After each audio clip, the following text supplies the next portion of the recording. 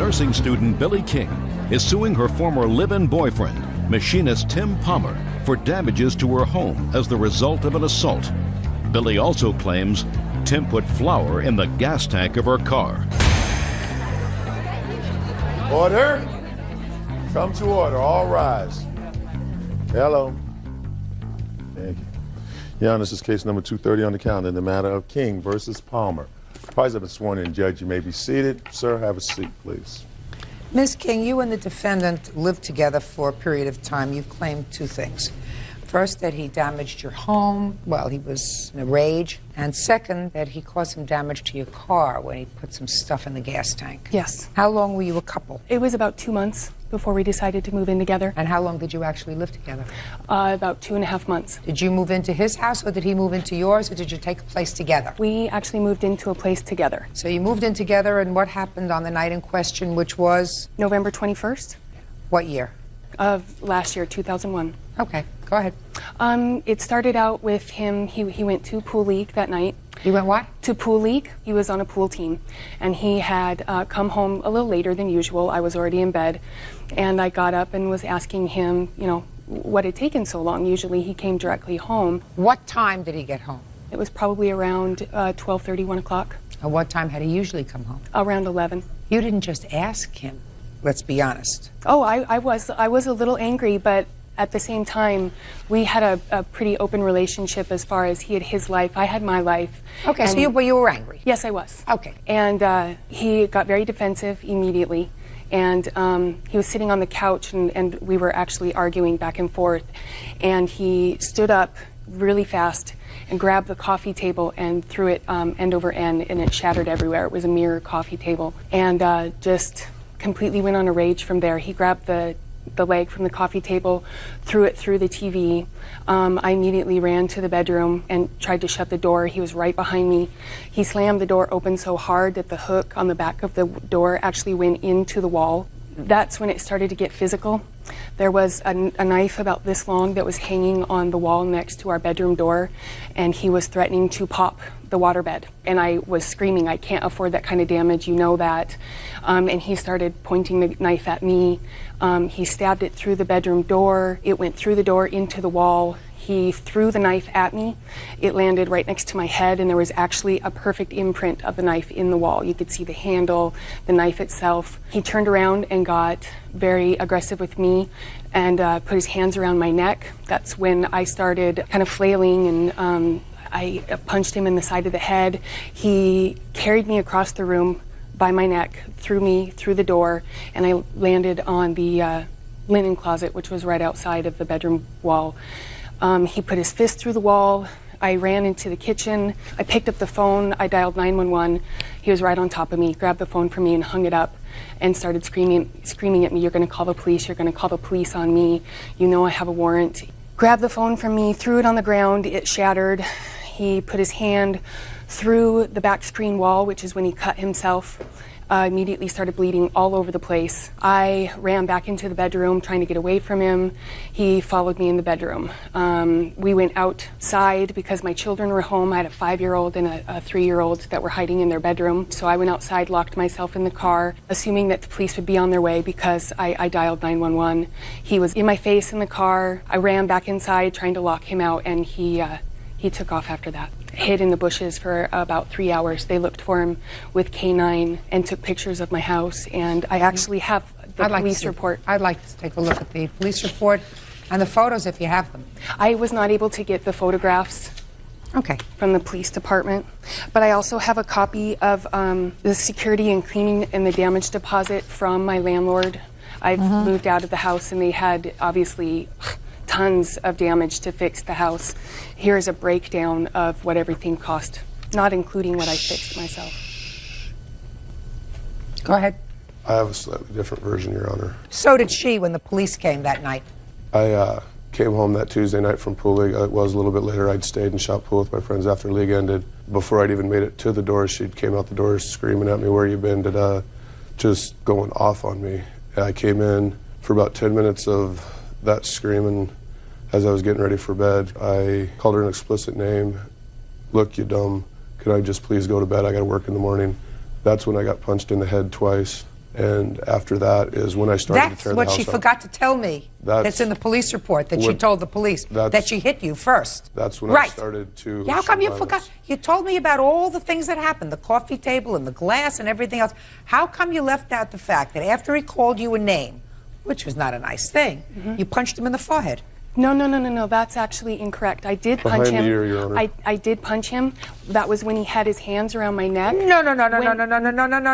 When I pushed No. Your Honor, when I pushed No. him, when I That's pushed not him what you on told the forehead, police. I pushed him on the forehead. There was actually a prior incident with another girlfriend, and he had called her the same name, and she had smacked him on the forehead with a frying pan for calling him that name. Listen to me. I did push him in the forehead. He was sitting on the couch. I forgot to. It was. I don't remember a lot of things from that night simply because. Well, you remembered a lot of detail you told me before, but the one thing you didn't remember was that the first person to use any physical force was you. Yeah, but- the first person that put hands on was you. It was- And his reaction to putting hands on was to deal with furniture, not to deal with you. He threw over the furniture, he put his hand through a wall, he got angry. He also- Speak not. Okay. Go. Judge Judy continues in a moment. Just a minute, there's a fly in here. It It's was- irritating me. If I had the proper equipment, I could have done it. Bird, don't be frightened.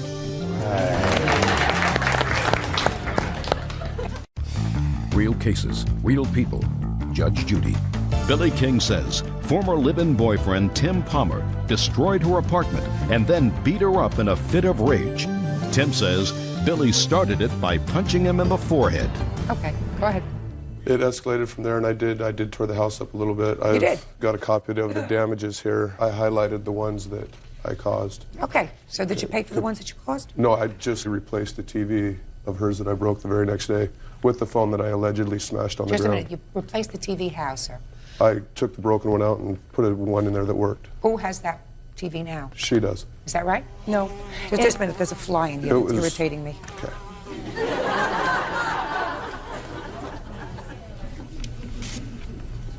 Go ahead. And then that was on November 21st. We stayed together for another month after that. I went to... Now, just a minute, don't get me off the track. This Oh, I'm fly sorry. isn't getting me off the track.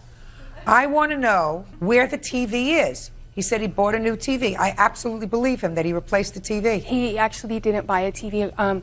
His best friends were our neighbors, and they had a broken TV that they were keeping in the garage.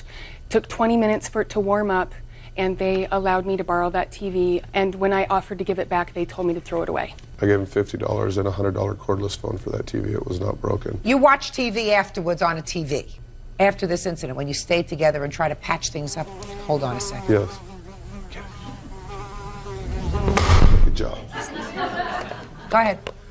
If I had the proper equipment, I could have done it. For a month after that, we were together. I went to see my father over Christmas, and she had a problem with that. Cashed one of my unemployment checks while I was gone, signed my name to it, and cashed it at her place of business. Then New Year's Eve, she took off at 11:15, got back at 4 in the morning. I left when she got home because her Sounds kids as if were it there. wasn't a marriage made in heaven. Listen to me. How much of the damage did you cause? $135, Your Honor.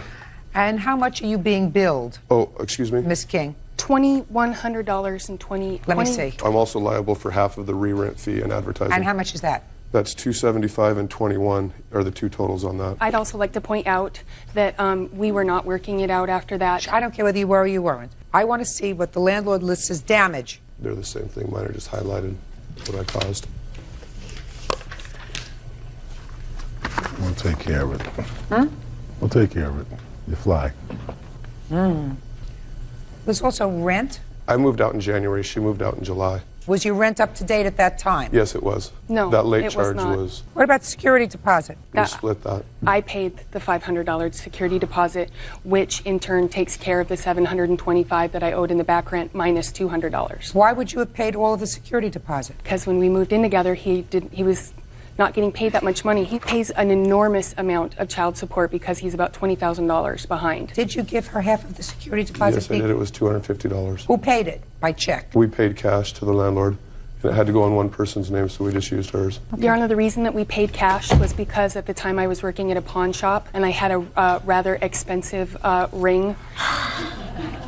And I ended up getting rid of the ring so that Listen. we could afford the house. Let me explain something to you. No court is going to waste their time going through this kind of minutiae with people who choose to live together and test the waters to see if the relationship is going to work. There are certain things that are reasonable. I'm not getting into the $5 here and $10 there and even $50 someplace else. Bird, don't be frightened. All right.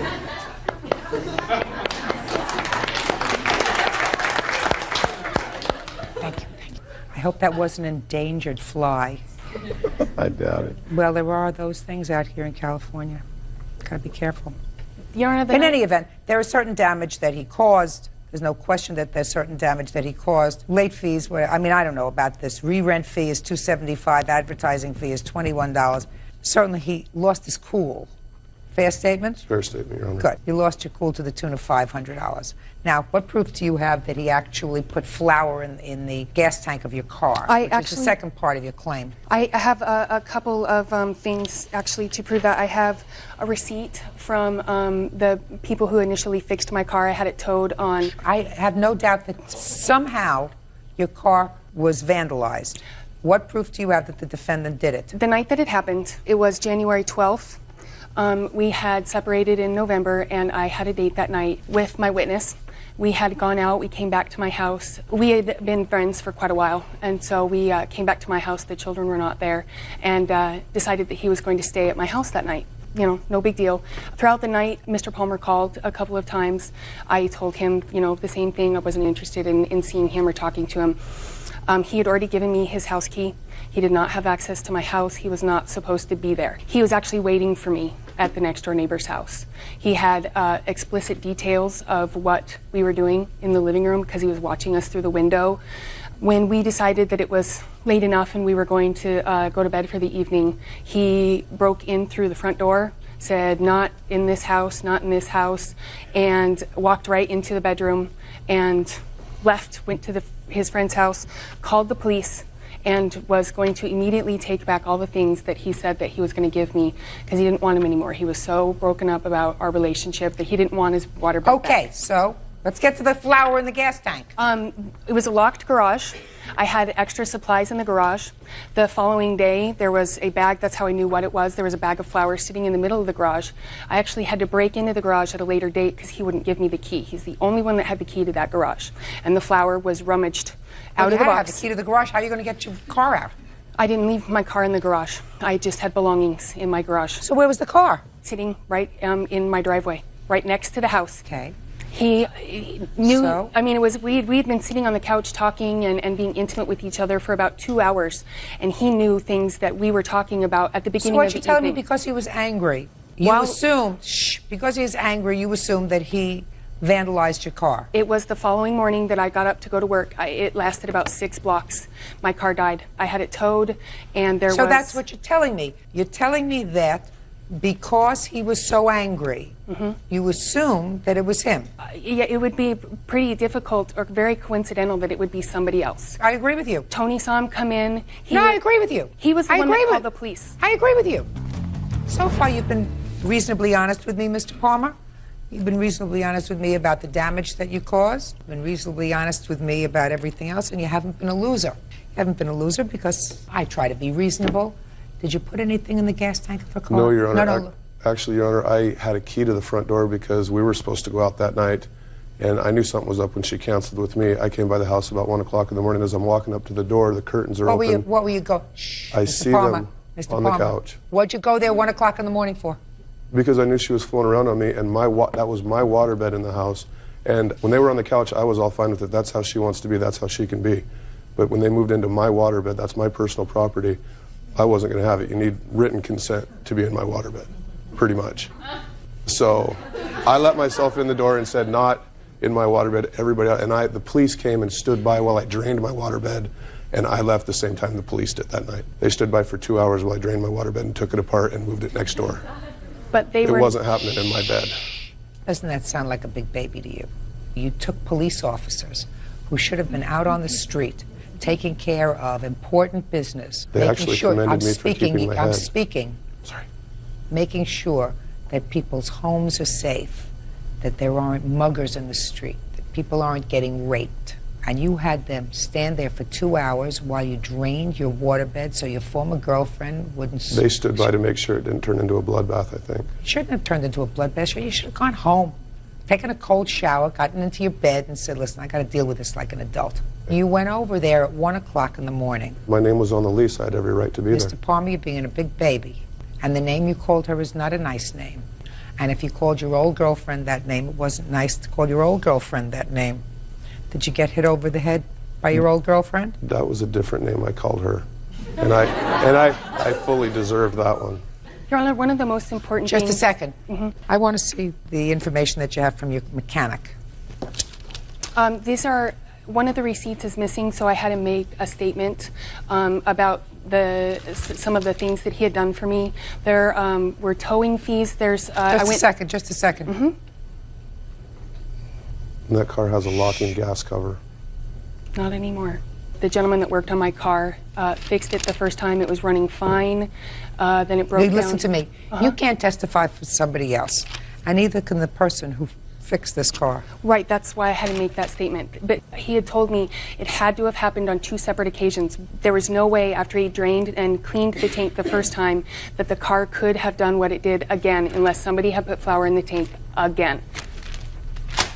Probably right, but that's not evidence that I can hear. Okay. From you.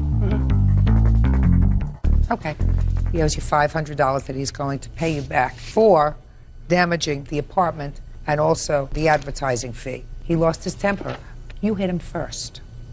Your Honor, I did not hit I don't care whether you went like this, because I don't believe you went like this to his forehead. I want you to understand that. Just because you look like a very sweet gal, I don't believe that when he came home, you said to him, honey, you usually don't come home this late. You're an hour and a half late. Where were you? Absolutely not. Absolutely not. You were screaming and you were yelling and he called you a foul name. You came back into the room and you gave him a clop in the forehead, right? And as a result of giving him a clop in the head, he got mad and he tore up the place instead of tearing your head off. While my children were there. Well, you chose to hit him when your children were there, madam. Don't you think that your children heard it when you were screaming at him, where have you been so late? I was not screaming at him. Please. Grow up. I'm not stupid. I wasn't even able to press assault charges. Listen to me very carefully, madam. He ruined my couch, my TV. I don't care. He didn't ruin your head. You hit him close. You struck him first. He reacted by damaging your property.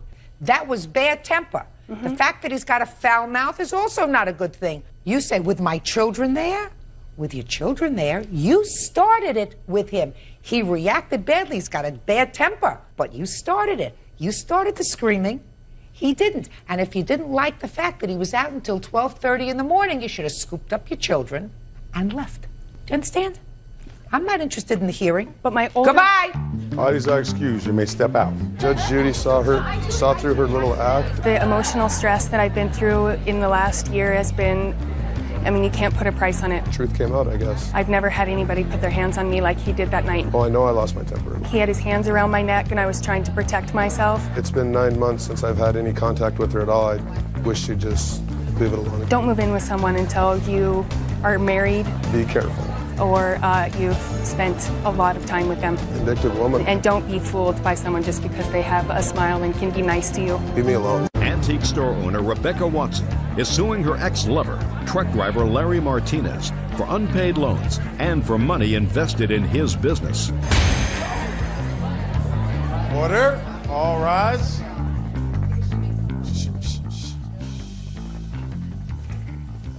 Your Honor, this is case number 372 on the calendar, the matter of Watson versus Martinez. Parties have been sworn in, Judge. You may be seated. Ma'am, have a seat, please. Miss Watson, you claim a loan to the defendant in the amount of $1,400 for a couple of things. To bring his daughter out for a visit and then to help pay his mortgage. In addition to that, you claim that he defrauded you out of $500, some sort of an investment. You want that money back. You want a total of $1,900. Yes. Mr. Martinez says that he did, in fact, take some money from you, but that money was a gift, that you insisted upon giving it to him because he had fallen on some difficult financial times, and that the $500 investment that you made in his business was just that, an investment that didn't work out, and you lost your money. How do you know him? We met at a charity ball, and I met him during a function. When? I believe December of 2000. When did you first give him money? July of 2001. What kind of relationship did you have with him between December of 2000 and July of 2001? We were involved very closely in that we were friends and intimately associated. You considered yourself his female friend? Yes. Mm-hmm. Okay.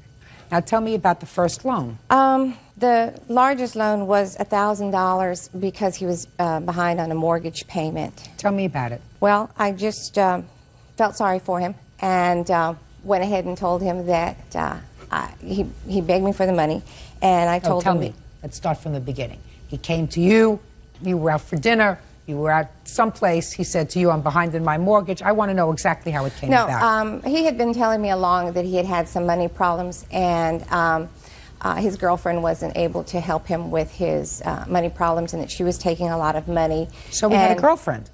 Yes, he has a girlfriend. Well, what was he doing with you if he had a girlfriend?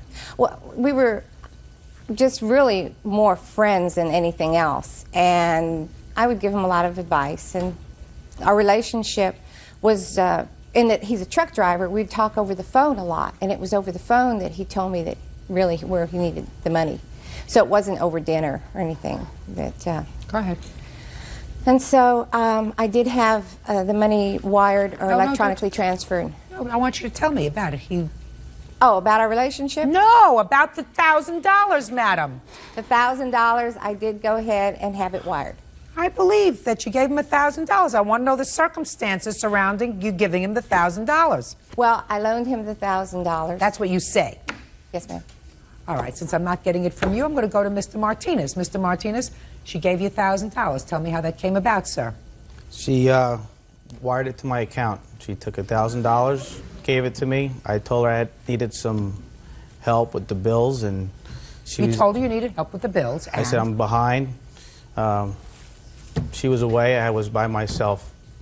So I needed some money. I didn't have no help. She offered to help. What did she say? She says if you need No, look at me. If you need some money, I have money, and if you need to borrow some or whatever, it's here for you if you need it. Good.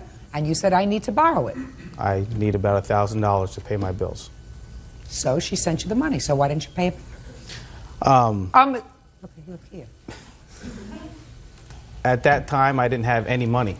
It went That on. doesn't mean that it's not a loan, sir. That means that you didn't have the money then to pay her back. Didn't have the money to pay her back and couldn't pay her back. That doesn't mean it wasn't a loan. Well, if it was a loan, I would have had to sign some kind of receipt or some kind of paperwork saying that, hey, you know... You just told me you borrowed the money from her. You used that word. I asked her if I could borrow some money from her. Okay.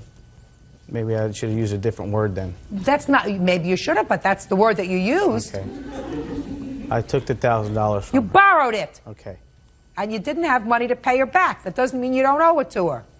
What's next? Well, Your Honor, the reason... Shh, I didn't ask you. I said, what's next? $1,000 I have. Hello? Oh, no, Your Honor, I'm sorry. I thought you I think the reason he didn't have the $1,000... I don't care what the reason is. Yes, why he ma'am. didn't have the $1,000. He owes you so far $1,000. Yes, ma'am. What's what next? else? Well, there was $500 for the investment. I don't care about the investment. You were dumb enough to give him $500 for an investment. That's your problem. Let's Yes, go to ma'am. the next thing. I think he didn't have the money because Michelle wasn't there to give it to him. Okay. Michelle was Are you in finished jail. with Are you finished with the $1,000? Yes, Is that ma'am. all he owes you, $1,000? No, ma'am. Then I want you to get to it. I didn't ask you anything else. All right. There's the $500 in the e-toys. Just a and- second. Miss Watson, Yes. you're not paying attention to me. I'm sorry.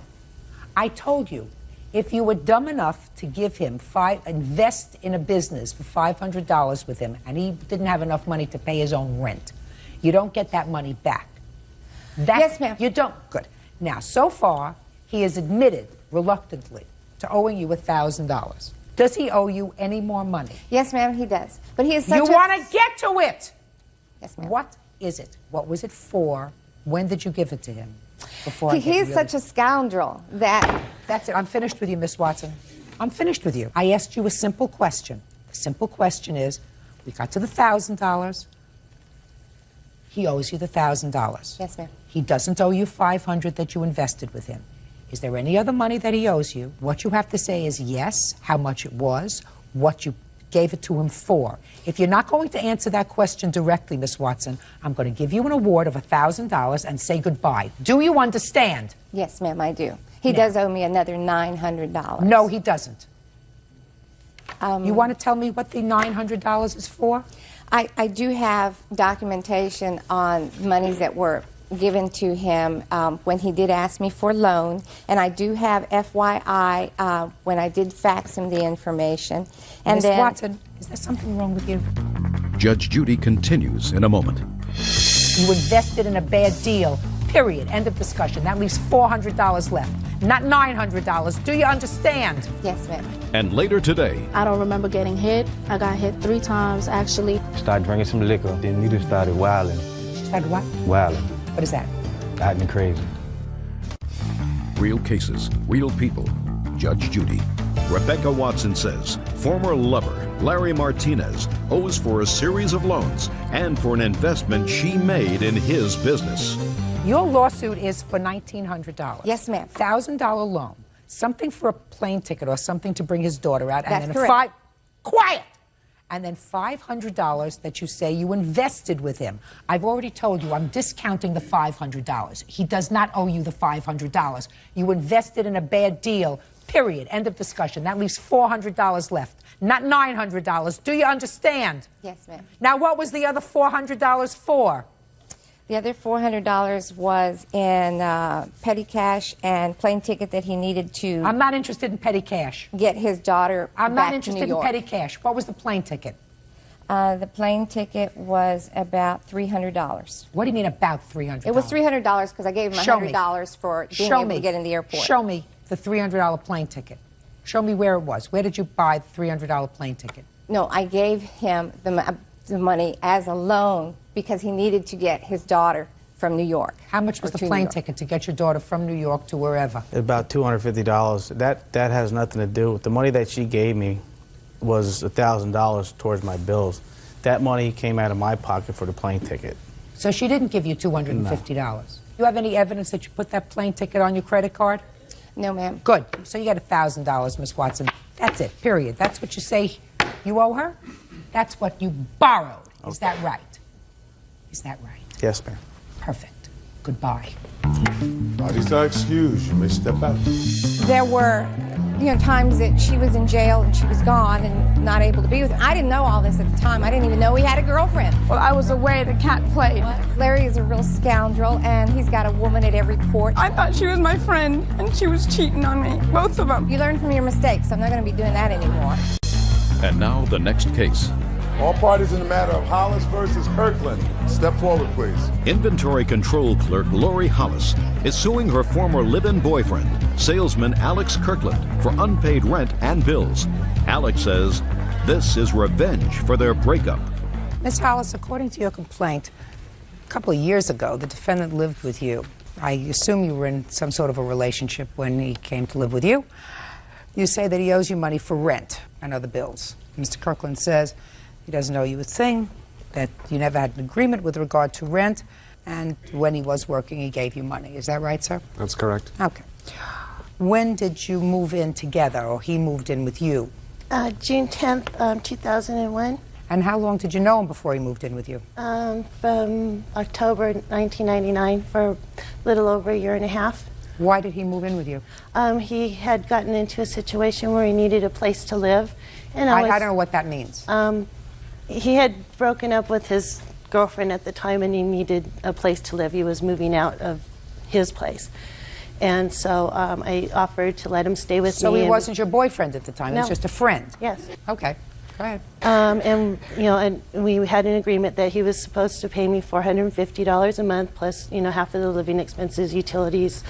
About 10 days, I think it was like the 25th of June, he had lost his job. And he lost his job under circumstances which prevented him from being able to collect unemployment. I was a friend of his, and I had faith that he would get a job soon and, and be able to adhere to our agreement. But he stayed unemployed all the way through March 2002. That's your problem. That's your problem. Judge Judy continues in a moment. Soon after he did get a job, he picked up and left. He's consistent. Real cases, real people. Judge Judy. Lori Hollis says ex-boyfriend Alex Kirkland owes for rent and bills. Alex says Lori is a vengeful woman.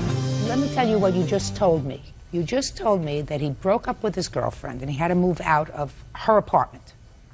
Right? Mm-hmm. I assume it was her apartment because she wasn't leaving. He was being forced out. Is that right? That's why he came to live with you. Well, I don't know the circumstances of their relationship. So, well, certainly he needed the place to live. Is that right? Yes. Okay. Then, as soon as he got to your house, he lost his job. And when you say he lost a job under circumstances under which he could not collect unemployment, which means he didn't leave voluntarily. He left because he got caught doing something wrong. Well, if you get caught doing something wrong, then maybe you can't collect unemployment, because if you get fired, and if you've had a work history, then you can collect unemployment. So now you have faith in him that he's going to get a job, but he doesn't get a job. So you can, if he's just your friend, you say to him, toodaloo. Well, but you decided not to.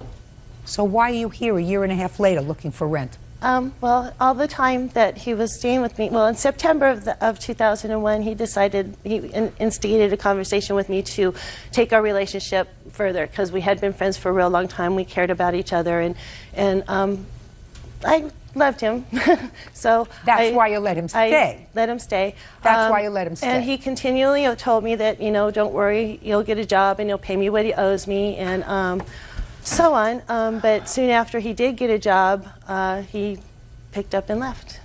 And he's consistent. He's consistent. So what are you complaining about? Well, the fact that you cared for him. He evidently was not committed. I do have a signed rental agreement by him, though. Let me see it. When did you have him sign a rental agreement? Well, I tried to get him to sign it soon after he had moved in. He kind of avoided it for a little while, and he ended up signing it because it was the truth, and that he was going to use it as so in a child support hearing to prevent his child support from being raised. Were you involved in the child support dispute, sir? Yes. Is that why you signed this agreement? That is why I signed that agreement. So, according to this, you owe her for a year's rent. According to that. Judge Judy continues in a moment. And?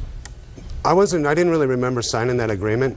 And once she brings it, now that she brings it up, the reason that I signed it was to take into court to show that I was living at a place and everything was on the up and up, and for them not to raise the child support, which they did anyway. It had really nothing to do with rent. She agreed to help me, knowing the situation that I was in. I did pay her. I signed my complete checks over to her once I started working, and I didn't move out right after I got a job. When you say you signed your complete checks over to her, how often did he do that? How many times did he sign his complete checks over to you? He did the first check he got in April. He did, because we were kind of in the rears at rent at the time. So how much was that? I don't know how much. How much was that? Do you remember? I believe it was around $500 from what I had left from the child support. Mm-hmm. And he moved out in July 15th. Okay. Mr. Kirkland, what you're suggesting is that you took this piece of paper. You were sworn to tell the truth? That's correct. And the judge asked you what your expenses were? Yes, he did. I told him that I wasn't working, and those are expenses that were against me. You gave this to the judge when you were under oath and said, these are my expenses. Yes. My rent is $450 a month. That's correct. I need this for transportation. I need this for clothing. Is that right? That's correct. So now you're coming into this court, and you're telling me in this court that this was merely meant to fool the judge in the child support proceeding. That's not correct. Of course that's correct. That you furnished this document to the judge in the child support hearing in the hopes that they would not raise your child support, but that this agreement was false. You were not supposed to pay $450 a month rent. So you furnished this to the judge in that hearing in order to fool that judge. Your fair statement? I guess that would be a fair statement. A judgment for the plaintiff in the amount of $5,000. That's all. Parties are excused. You may step out. Judge Judy continues in a moment. He said that he was going to pay me $200 a month. It had just gotten sour because it just wasn't working out between us. When I tried to get it, I would get emails saying that he can't pay me right now and stuff. All this came up after we stopped seeing each other and things started to get a little bitter. I just got to a point where, you know, I believed that he just didn't intend to pay me at all. It wasn't anything bad that she did. It just wasn't right for us. Some of the emails that he sent me weren't all that nice. A lot of it was revenge. To leave him alone and that he'll pay me when he pretty much wins the lottery. And now the next case. All parties in the matter of Little versus Whitlock Whitehead. Step forward, please. 19-year-old student Crystal Biddle and her mother Gail are suing schoolteacher Darlene Whitlock and her brother, 25-year-old student Dale Whitehead, for the value of a totaled car. What's your first name? Crystal. Crystal. Is this your mom? Yes. And yours? Darlene. I'm Dale. According to your complaint, you had cars in school. You were in school and you were in school. Is that right? Correct. And you had one car, you had another car, your cars were parked next to each other in a parking lot. Is that right? Yes. Your car, without any indication of any fault on your part, you weren't even there, caught fire and was destroyed. Correct. Your car was next to his car and was also destroyed. Yes. You want them, you're the owner of the car, Yes, ma'am. to pay the cost of a new car or a replacement car. Yes. Tell me why. Real cases, real people. Judge Judy. Go ahead. Well, I should not be tormented for somebody's car who had electrical problems shoot into my car and start on fire. It's not fair to me. How do we know that the car had electrical problems? In the report it says... Can I see the yes. report, please?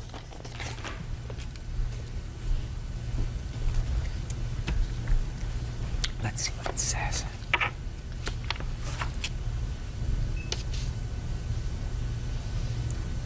So there are several cars involved in this, and it's clear that, according to the fire report, it says the Ford van was the vehicle that the fire started in the electrical wiring. Yes. So why don't you sue Ford? What are you suing him for? He's the one who owned the car. Would it be my fault? Why didn't you have insurance on your car? I had liability insurance. Yeah, but you don't have collision, you don't have damage. That's just... This is, look, I'm trying to think of an example to give you that would probably make it more palatable to you. When there is a fault, you target the person who's at fault, person or entity that's at fault, if they cause you injury or damage, right? Yes. He was not at fault. He didn't create this car. There is no indication that he was aware or the owner of the car was aware that there were electrical problems with the car. So certainly they're not at fault. Now, are they absolutely liable for anything that happens as a result of their car? No. Not at all. What happens if they're driving along the street and a boulder hits their car and their car swerves and hits into your car? Certainly not their fault, because they didn't do anything that was negligent. So what you have to do is you have to have collision if you want to be fully protected, or else go after the people who made the car. If there was faulty electrical wiring, isn't that what you were told? No. Well, what were you told? We were just told to file a claim against the owner and the driver of the vehicle. For what? Well, the vehicle was smashed in the front end of the vehicle, and the insurance company that he had didn't even send anyone out to look at their car to see if there was any evidence of any This problem. is the fire department report. The fire department report says that it was an electrical fire. Right. Well, what we were saying is that we believe that there probably were problems with the van that they were aware of. Show me. Just a minute. Then if what you're saying to me, Ms. Biddle, is accurate, that they had knowledge that there was something wrong with their car, and yet drove it, and thereby placed other cars at risk, then they would be responsible. I agree with you. Show me, give me proof, that they knew or should have known that there was something wrong with their car that could cause a fire, and then you get whatever you want. Do you have any proof? If anybody would have walked past that van, anybody would have known that there was problems with that van. It was rusted up, it was very old, and it didn't like it was taken care of very well. So, that doesn't mean, listen to me, Miss Biddle, that means that the car will one day be driving along the road and stop running.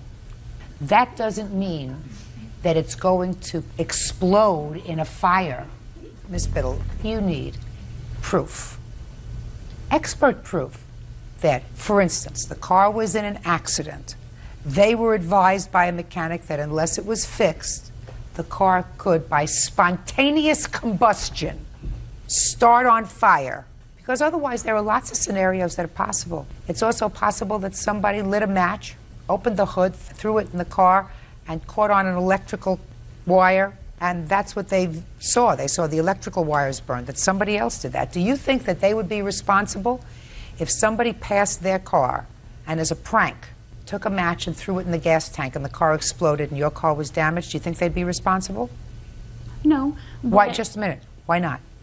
Well, I mean, it was somebody else could have, done it just to get him in trouble, but... Someone else could have done something to destroy his car. It's not different. It's not different.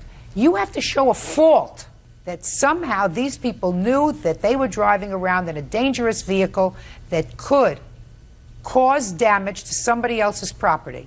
And you don't have that proof, so you have no case. So next time you want to be fully protected, get collision. Case dismissed, that's all. Parties are excused. You may step out. I think that everybody has a choice to carry liability or comprehensive insurance. I don't think it was the right decision. We had had the van for quite some time and we had never had any problems like this before. I don't feel that I should have to pay for somebody else's problems. You never really know what can happen. I was in class and somebody came, the president of SCC came out and told me that somebody had caught my car on fire. My brother came home and he said to me that there had been a vehicle fire. I saw smoke coming out of the rear end of my car. And I went out and looked at the college and I was absolutely amazed. The tires were exploded. The front end of my car was melted. The bumper was just about gone. The windows were exploded. There was no dashboard. Everything was black from the first part over. There was basically no back end of my car left. It was just absolutely amazing to me that a fire could cause that type of damage. I say I didn't cause it. It was an act of God. Homemaker Phyllis Sullivan is suing her son-in-law, body shop manager Chip Sims, for illegally repossessing her car. Chip says she wrecked the car twice. Order. All rise.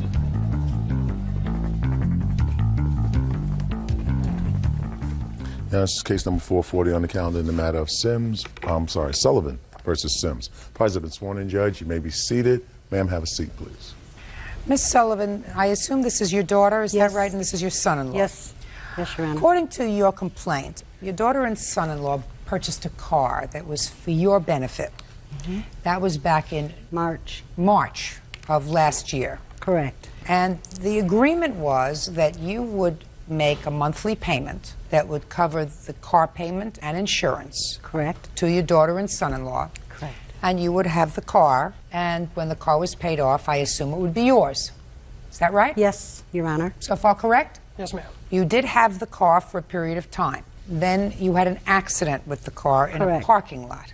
And you called your son-in-law. Yes. According to you, you put a note on the car. Yes. Did you put the note on the other car, or did your son-in-law? I put it on the car that I hit, right Yes. next to me. On the note was? My name, phone number, and that I worked next door at Randall's, and the phone number. You believe he took the note off the car you They- hit? yes. Because they never contacted you. Correct. And there was damage to that car. Yes. You didn't do that, did you, Mr. Sims? No, ma'am. And shortly thereafter, Mr. Sims repossessed the car and sold it. You are suing, according to your complaint, for the whole value of the car. Correct. Which you're not entitled to. So let's be realistic. Let's say you're suing for the payments that you made on the car. April, May, June, July, and August, if you made the 5 months worth of payments. Mm-hmm. And I did not miss a payment. Okay. I was told... And that's your statement. I did not miss a payment. And that was our agreement, and he had no right to take the car back, Right. and therefore I want the payments. How much were your payments each month? Well, he told me $200 when we signed the original agreement.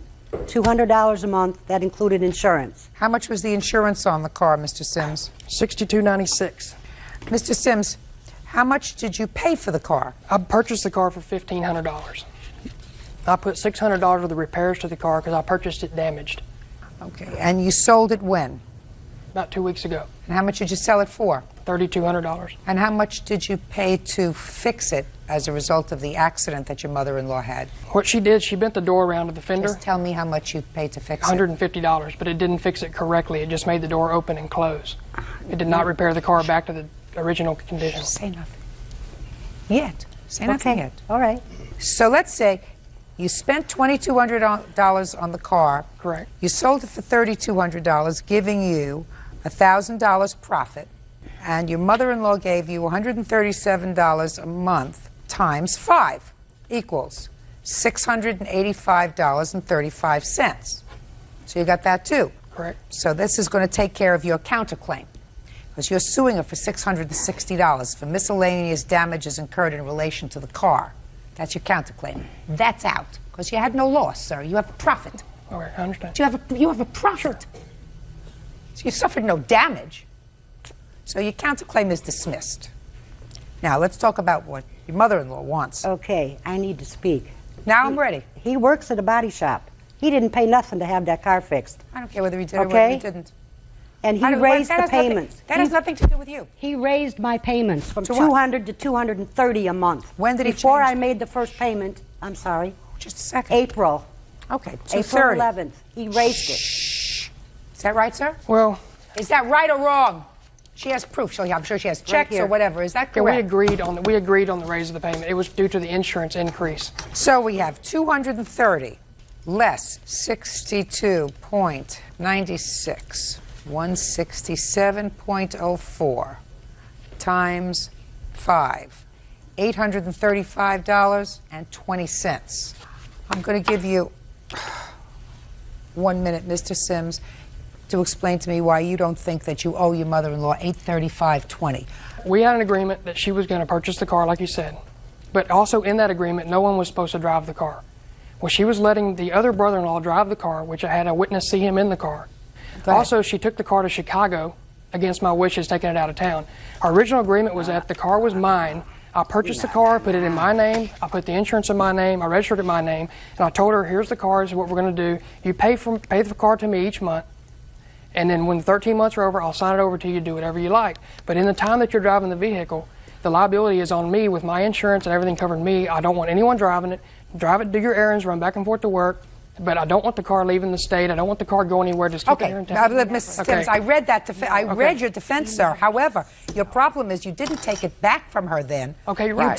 You took it back from her when she had an accident in the parking lot. I didn't take it back from her. What she did, she was letting people drive the car. Then when she damaged the car, then when she damaged the vehicle, she brought the car to me and handed me the keys and wanted me to fix the vehicle. The daughter-in-law got upset with me and mad because I wouldn't file an insurance claim against my own policy to make me pay the increase over the next 3 years. And so they started feuding all over again. That's when I talked with her and I asked her, hey, we need to do something different here. Can you go get a loan for the balance due on the car? I can sign the car to you and we can quit all this fighting and carrying on and be done with it. You can do what you like. She agreed to go get her own loan. Stop playing with the papers. Sorry. She went out, tried 2 or 3 different banks. No one would loan her the money because of her past history and her credit. It's so horrible she couldn't get it. So then she comes to me and says, you know what, I'm going to save the money for 6 weeks. Can you hold the car 6 weeks and I'll pay you in full? 4 weeks go by. She calls my wife and says, I got $20 to my name. I can't pay it. I said, okay, what are we going to do now? She said, well, I'm just going to take you to court and sue you for my interest. I said, well, how about I give you all your money back?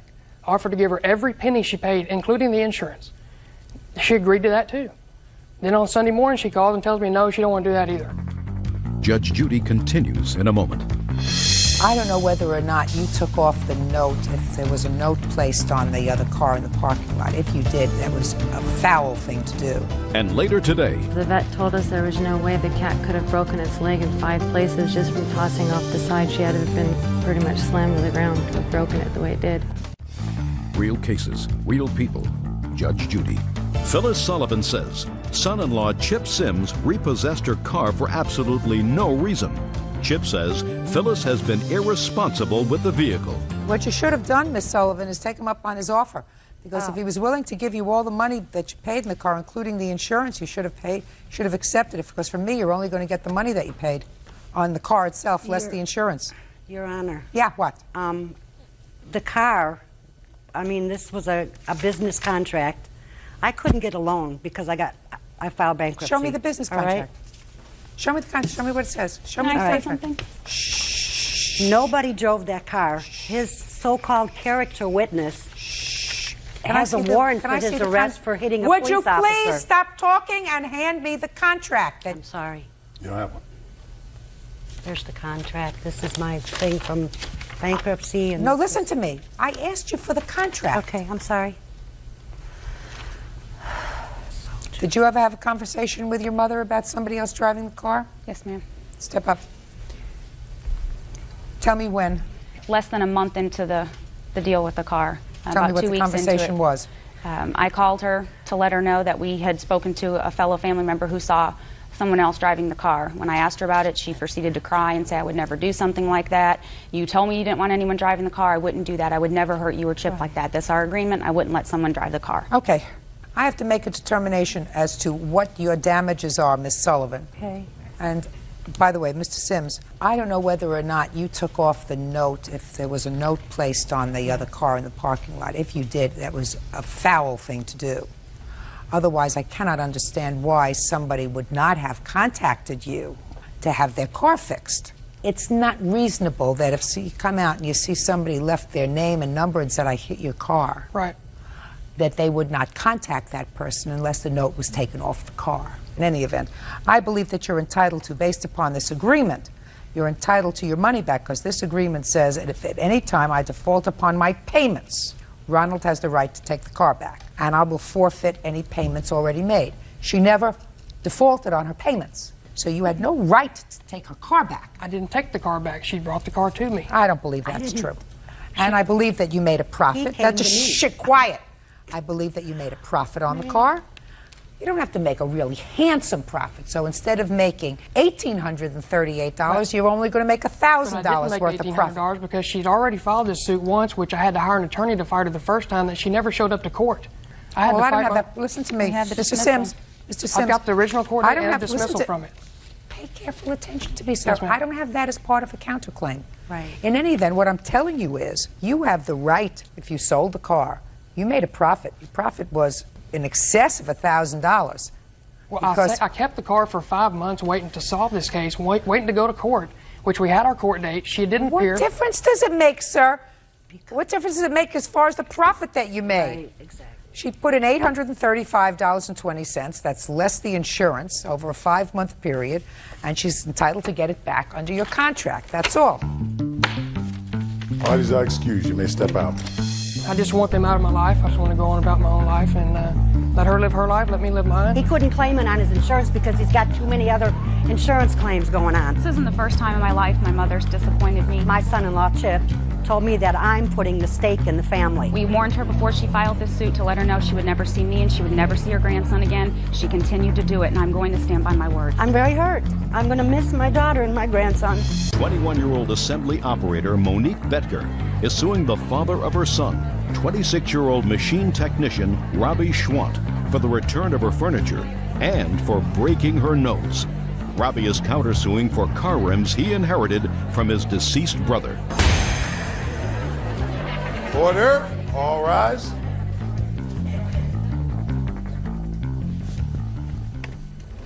Yeah, this is case number 206 on the calendar in the matter of Betker versus Swant.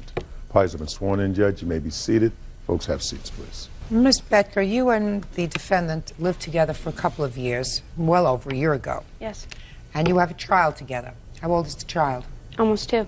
And it is your claim that the defendant owes you for furniture that he has that you believe was either yours or at least both of yours, and for an assault that you say he perpetrated upon you, causing you to have a broken nose and substantial medical bills.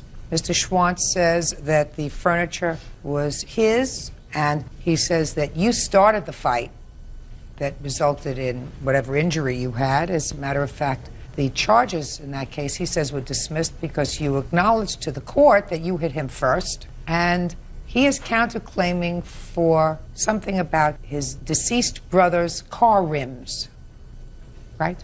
Yes, Your Honor.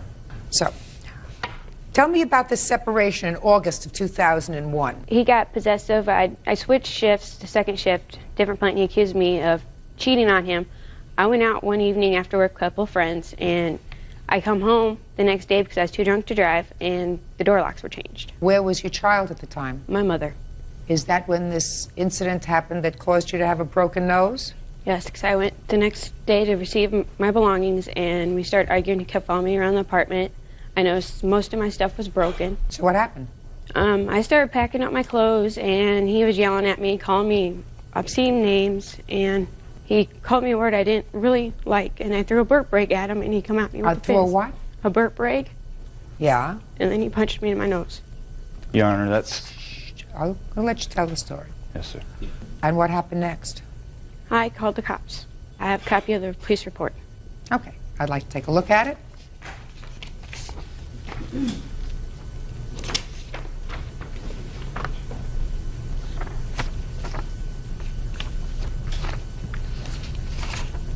Now, can you explain to me why you waited a year? Forget the incident involving your broken nose for a second, or this has bloody nose. You'll show me the bills later. Because I assume you went through a criminal proceeding? I never actually went to court, Your Honor. Really? While I was in jail, the judge had reviewed the case and dropped all charges against me. Do you have a report on that? Do you have any No, paperwork Your on Honor. that? How long were you incarcerated? For 2.5 days. Okay. What furniture do you claim that he has that belongs to you? My living room set, my bedroom set, and other small belongings, which All I right, have let's a start list. with living room set and bedroom set. Who bought it? My mom bought the living room set. I bought the bedroom set. Is that right? The living room set, her mother gave both of us Yeah. while we were together. Okay. The bedroom set she did have before we even got together. So why didn't you give them back to her? She took my son, and then over the next 2 months I wasn't able to see my son, so I had no contact with her whatsoever. And then later when I moved out, then she had more than ample time to come get her stuff. I had talked to her, so I ended up putting her stuff in storage at my own expense because I didn't have the heart to just leave it in the apartment and let it be taken. So where is it now? They're at my apartment. Okay. She wants them back. Well, the problem with that is I was given joint custody for my son. I don't care. I don't care. The living room set and the bedroom set she wants back. Get it back to her. Your Honor, she owes me several $1,000s. For what? For the tires and rims, for... Just a minute. We're going to get to your complaints. I'm talking about things, not money. She has to get back the living room set and her bedroom set. They're hers. What else? There's a list of Beanie Babies, some clothes. I've tried numerous of times to get my stuff back, and he come get it. Oh, don't come get it. Come get it. Do you don't have get her it. stuff? Someplace? I have some of it at my apartment, some of it at my parents' house, and a lot of it I've given back to her already. Okay. Whatever you have a child together? Yes. Do you share custody? I assume Yes. now at this point you share custody. So it's a very good idea to maintain nice relations with her. I've been Pleasant. trying, Your Honor. Very good. So pack up all the stuff in boxes. Tell her where she should go to pick them up. You live close to your parents? No. No. Your Honor, she's had more than enough ample time over the last year. I've told her several times to Listen! come get the stuff. But what are you doing with it? A lot of it was sitting in storage for 5 months. Fine, while but she now had it's still chance to- there. Mr. Schwantz, I don't understand you, sir.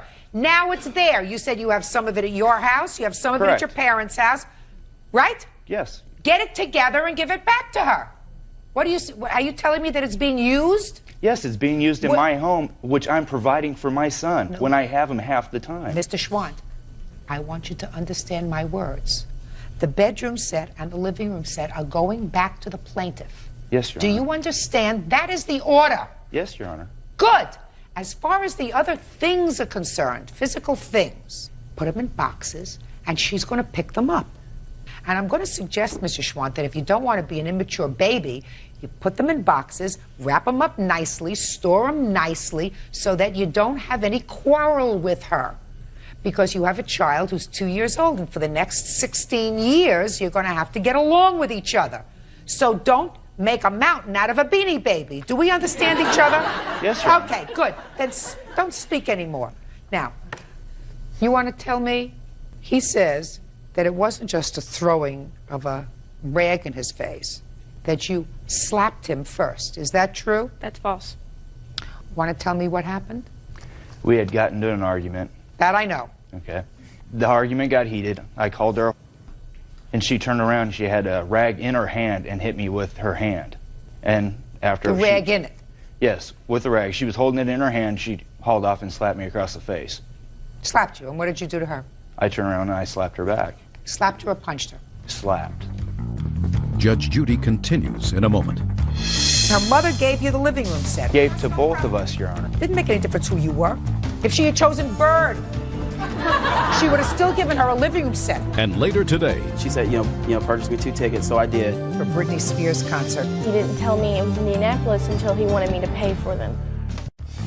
real cases, real people. Judge Judy. Monique Betker says the father of her son, Robbie Schwant, assaulted her, breaking her nose. Robbie says Monique hit him first. Well, could your slap have caused her a broken nose? Possibly. Okay. I'd never seen any reports of anything, Well, no let me doctor see. bills. Let me see.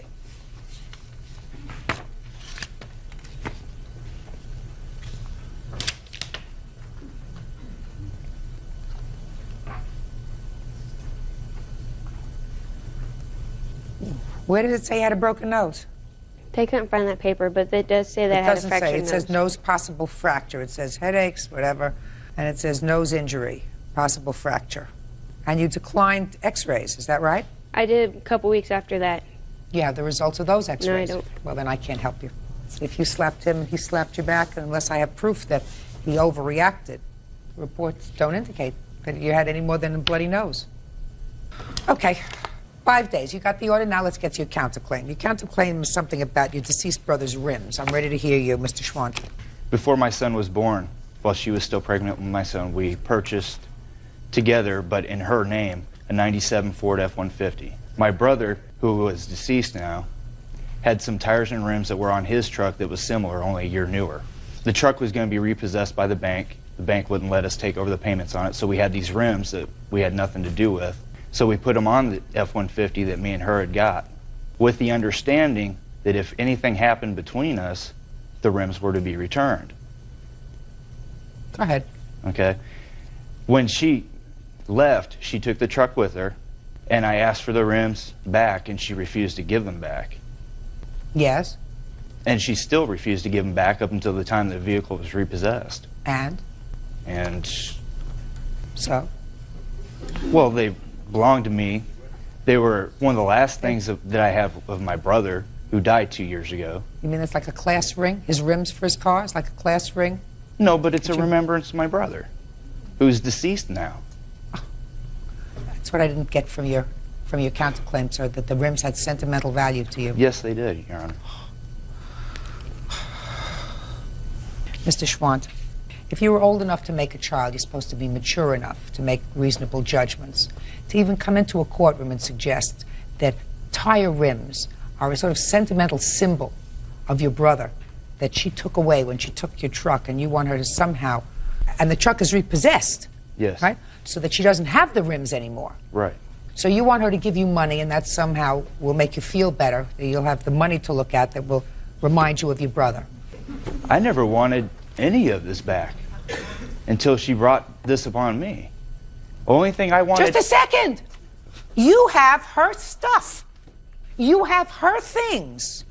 Yes. The rims for the car are not yours.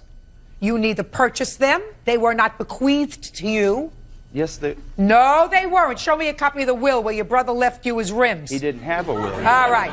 They were not bequeathed to you. They were sitting on a car that was going to be repossessed. You put it on a car that was in her name. And she left with the car.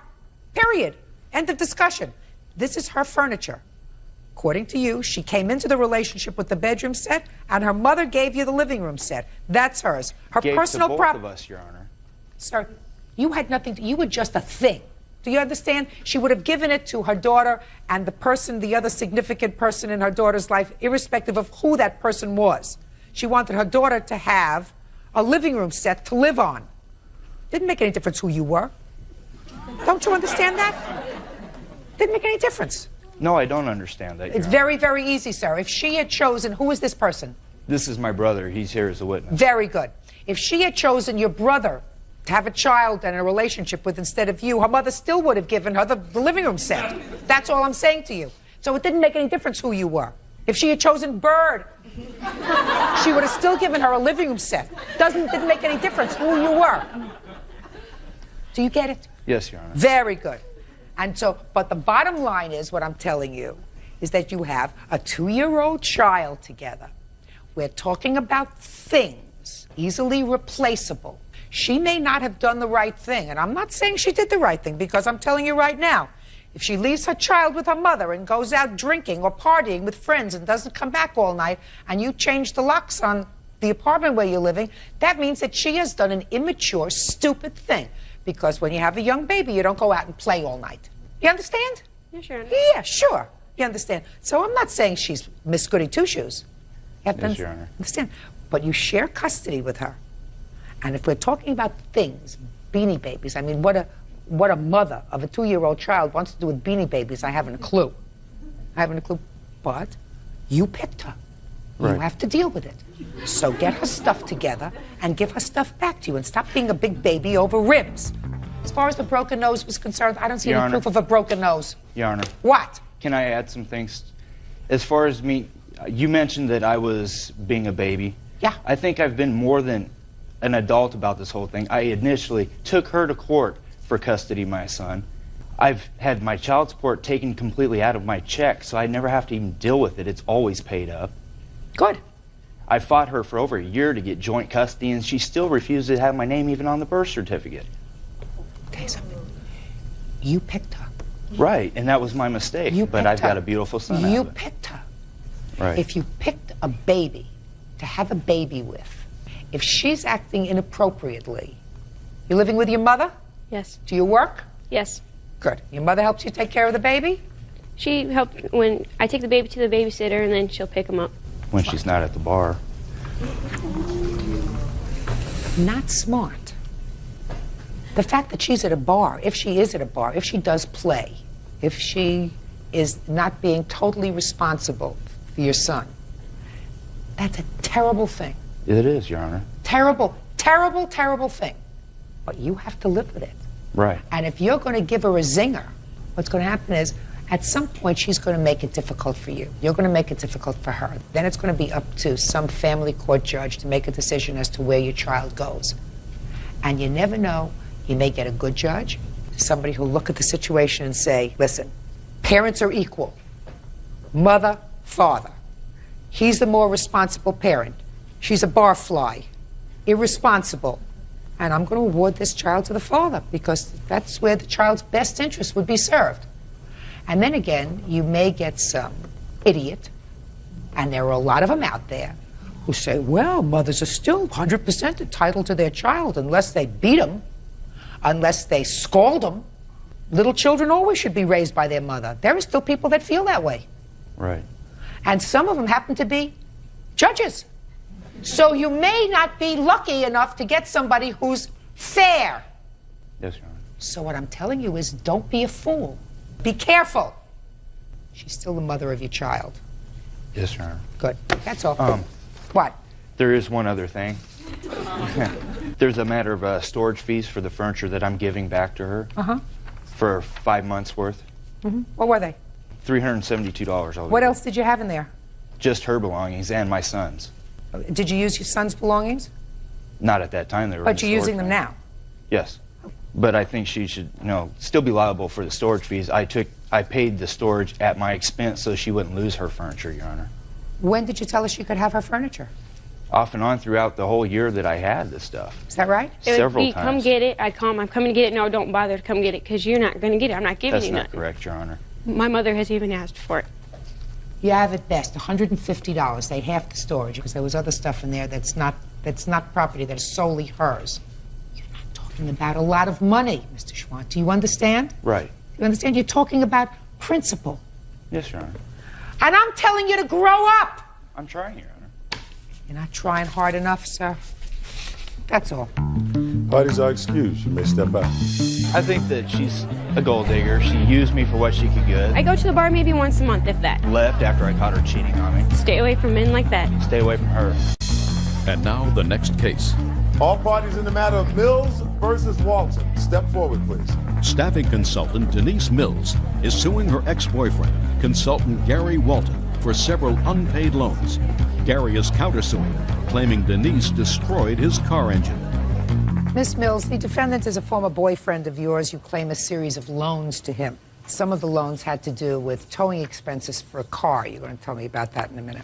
The defendant has a counterclaim because he said the same car that got towed had to have an engine replaced, and that was your fault. He wants you to pay for a new engine, correct? That's correct. Okay. So how long did this romance last? When did it start? When did it end? Your Honor, it started August of 2000 and it ended October 2001. And when was the first loan, Miss Mills? The first loan was in February of 2001 to help cover his rent for $300. And that's a lie. Listen, I want you to answer me only when I either look at your direction and go, something like that, or ask you a question. But we don't just shout out here. Gotcha. Okay. Do you recall the defendant giving you money for rent? No, Your Honor. She never gave you any money for rent? No, Your Honor. Okay. Tell me the circumstances surrounding that, Miss Mills. Sure.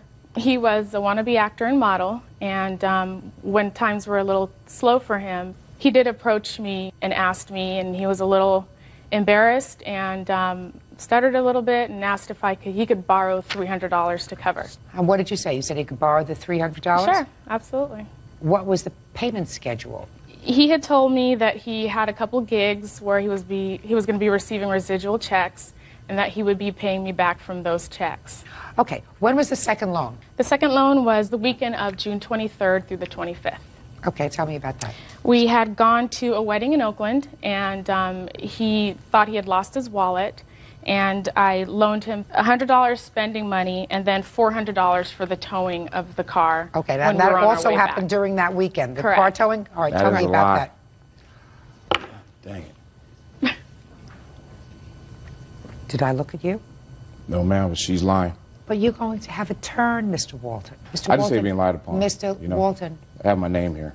You're going to have a turn. And your turn will come when I say it's your turn. So for that weekend, I loaned him a total of $500. No. Just get to. You gave him $100 spending money. Right. And then you said that problem with the car. Right. So let's hear. Right. We're driving home. He's passed out in the back. I decided to drive for a couple hours. We pull over the side of the road. I ask him to start driving. He starts driving. The car dies. So we're sitting on the side of the road waiting for a tow truck. When the tow truck gets here, he has no money, and everybody's looking at me. So I was able to lend him the money. And you have all the receipts for all of these? Yes, Your Honor, I do. Okay. Anything else? Another loan was made the night of July 21st. We had just attended a friend of mine, her wedding. And he decided he wanted to go to the casino to gamble for a little bit, and he gets there, and his ATM card doesn't work. So he told me that, if I lend him $100, he was going to pay me back the following week. So far, we have $900. Now, according to your complaint, he paid you back a substantial portion of this money. Tell me how much he paid you back. He's paid me back a total of $520. Over what period of time? I'd say between the months of July and February of this year. Were you giving him money between July and February, sir? No, Your Honor. Really? It's like I'm listening to two different worlds here. She's just upset because she caught me cheating on her. I'm not interested in that. I'm just interested in... She's just upset about that. Okay. The only thing you have to tell me is, Mr. Walton... $300. I'd like... Sorry, Your Honor. Where do you come from? $380. Where do you come from? I'm from Belize. Is that where you live now? No, ma'am. I live in California. Where in California? Anaheim. What kind of work do you do? I'm a recruiter, a headhunter. For? Accounting and finance professionals. Okay. What do you do, Mr. Walton? Business consultant. What kind of business? Kind of the same business as her. I'd rather not say exactly what I do. But I do have a job. I just want to know what you do for a living, sir. Basically the same thing as she, Your Honor. Well, what is that? I'd like somebody to explain it to me. Basically, what do you do? I place accounting professionals in corporations and on a permanent basis. And he does the same thing? Do you want me to tell you what he does since he can't tell you? Well, yeah. He's the staffing manager. Basically, he works in the healthcare industry, and he places nurses in home care. Okay. Now, I'd like you to tell me something, Mr. Walton, about your counterclaim. Basically, everything she just says is fabricated lie. Secondly, what happened was Miss Mills was nice enough on that date in June to drive a vehicle back. I was tired. One of my buddies just got married. We've been partying all day and all night. Now, I told her that she cannot drive over 65 miles per hour because I have a diesel engine. Diesels burn oil at a faster rate. She says, no problem. Take care of it. Next time we go get gas, we need to stop off, get the oil, put some more oil in, etc. she never stops. And she proceeds to drive over 65 miles an hour. And the only reason why I know this is because when I woke up, I saw the gauge. It basically froze at about 75 miles an hour, and the oil light came on. And I said, I told you not to drive that fast. She knew that we would launch the engine. She seized the engine up because of that. And she says that she would pay for the towing because it was her fault. And she would also pay for my engine. No, Your Honor. No, never. Liar. God. Listen, whether she did or whether she didn't, you gave her permission to drive the car. Permission to drive the car because you weren't able to drive the car. It's not that she had borrowed. Don't interrupt. I'm sorry. It's not that she had borrowed your car, sir. You were supposed to be driving, I assume. You were tired because you'd been partying all night, so you asked her to drive the car. You wanted to be alert enough to watch and make sure that she wasn't driving over 65 or over 70 miles an hour. Stay awake. It's your car. Did you have any money with you that weekend? Yes, I did. That was just actually a week after my birthday, so I get birthday money and I have a job. So you had a whole bunch of money. Yeah, so I don't need money from her. Now, I believe her when she says that you gave her back money between July and February. Your Honor. No, between July and February. You were no longer seeing her, sir. No, we were still off and on dating, and she knows it. Well, if you were still off and on dating, did you in fact give her any money during that time? Not as a payment of a loan. What'd you give her money for? Just so she could take her son out and do things like that. Just little recreational things because I love her son. I love the little guy. Oh. Miss Mills, you have the bills for the towing? Yes, Your Honor, I do. Can I see them, please?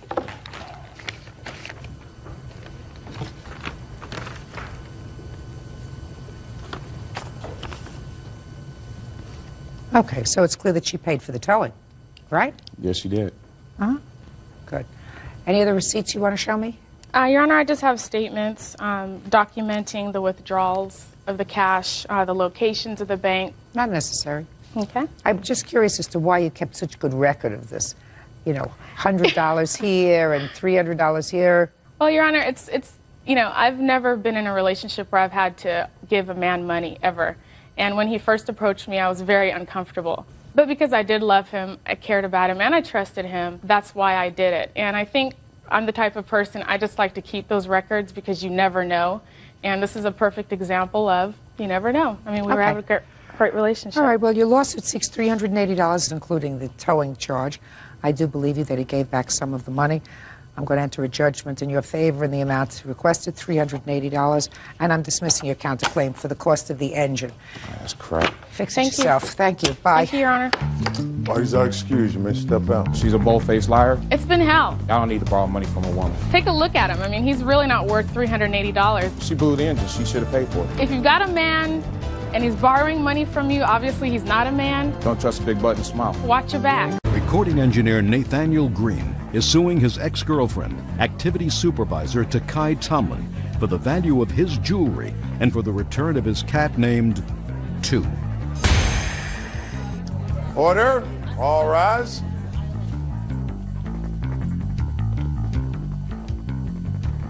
Now, this is case number 16 on the calendar in the matter of Green versus Tomlin. Parties have been sworn in, Judge. You may be seated, sir. Have a seat, please.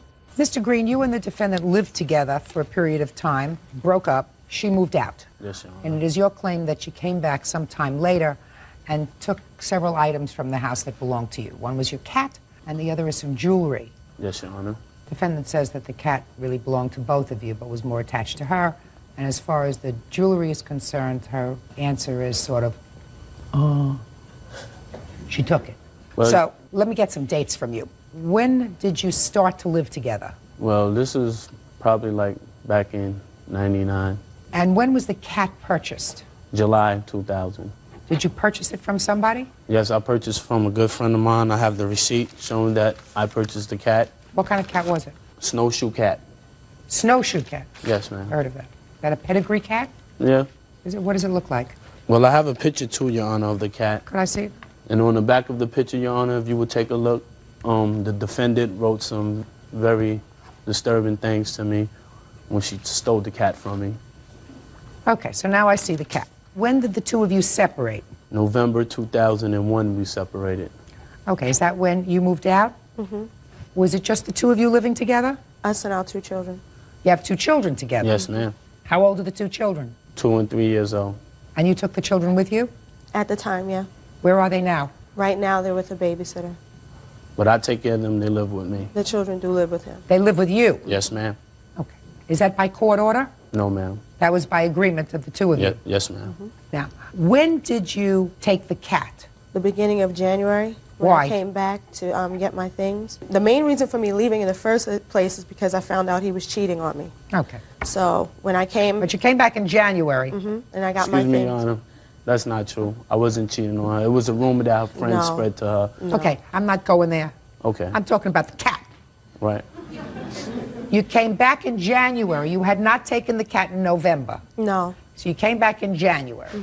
Why did you take the cat in January? When I came back in January, I got all of my things. I picked up all of my things and everything. I just felt the cat would be better off with me. Excuse me, Your Honor. May I say something? Before we even started, dating, I had another cat, and my cat passed away. I bought this cat, and, it took a lot of pressure off of me from my first cat being deceased. And it meant a lot to me sentimentally. And I don't understand why this woman would take my cat from my house. She took the cat because she was angry. I understand that, but she... How's that? She took the cat because she was angry.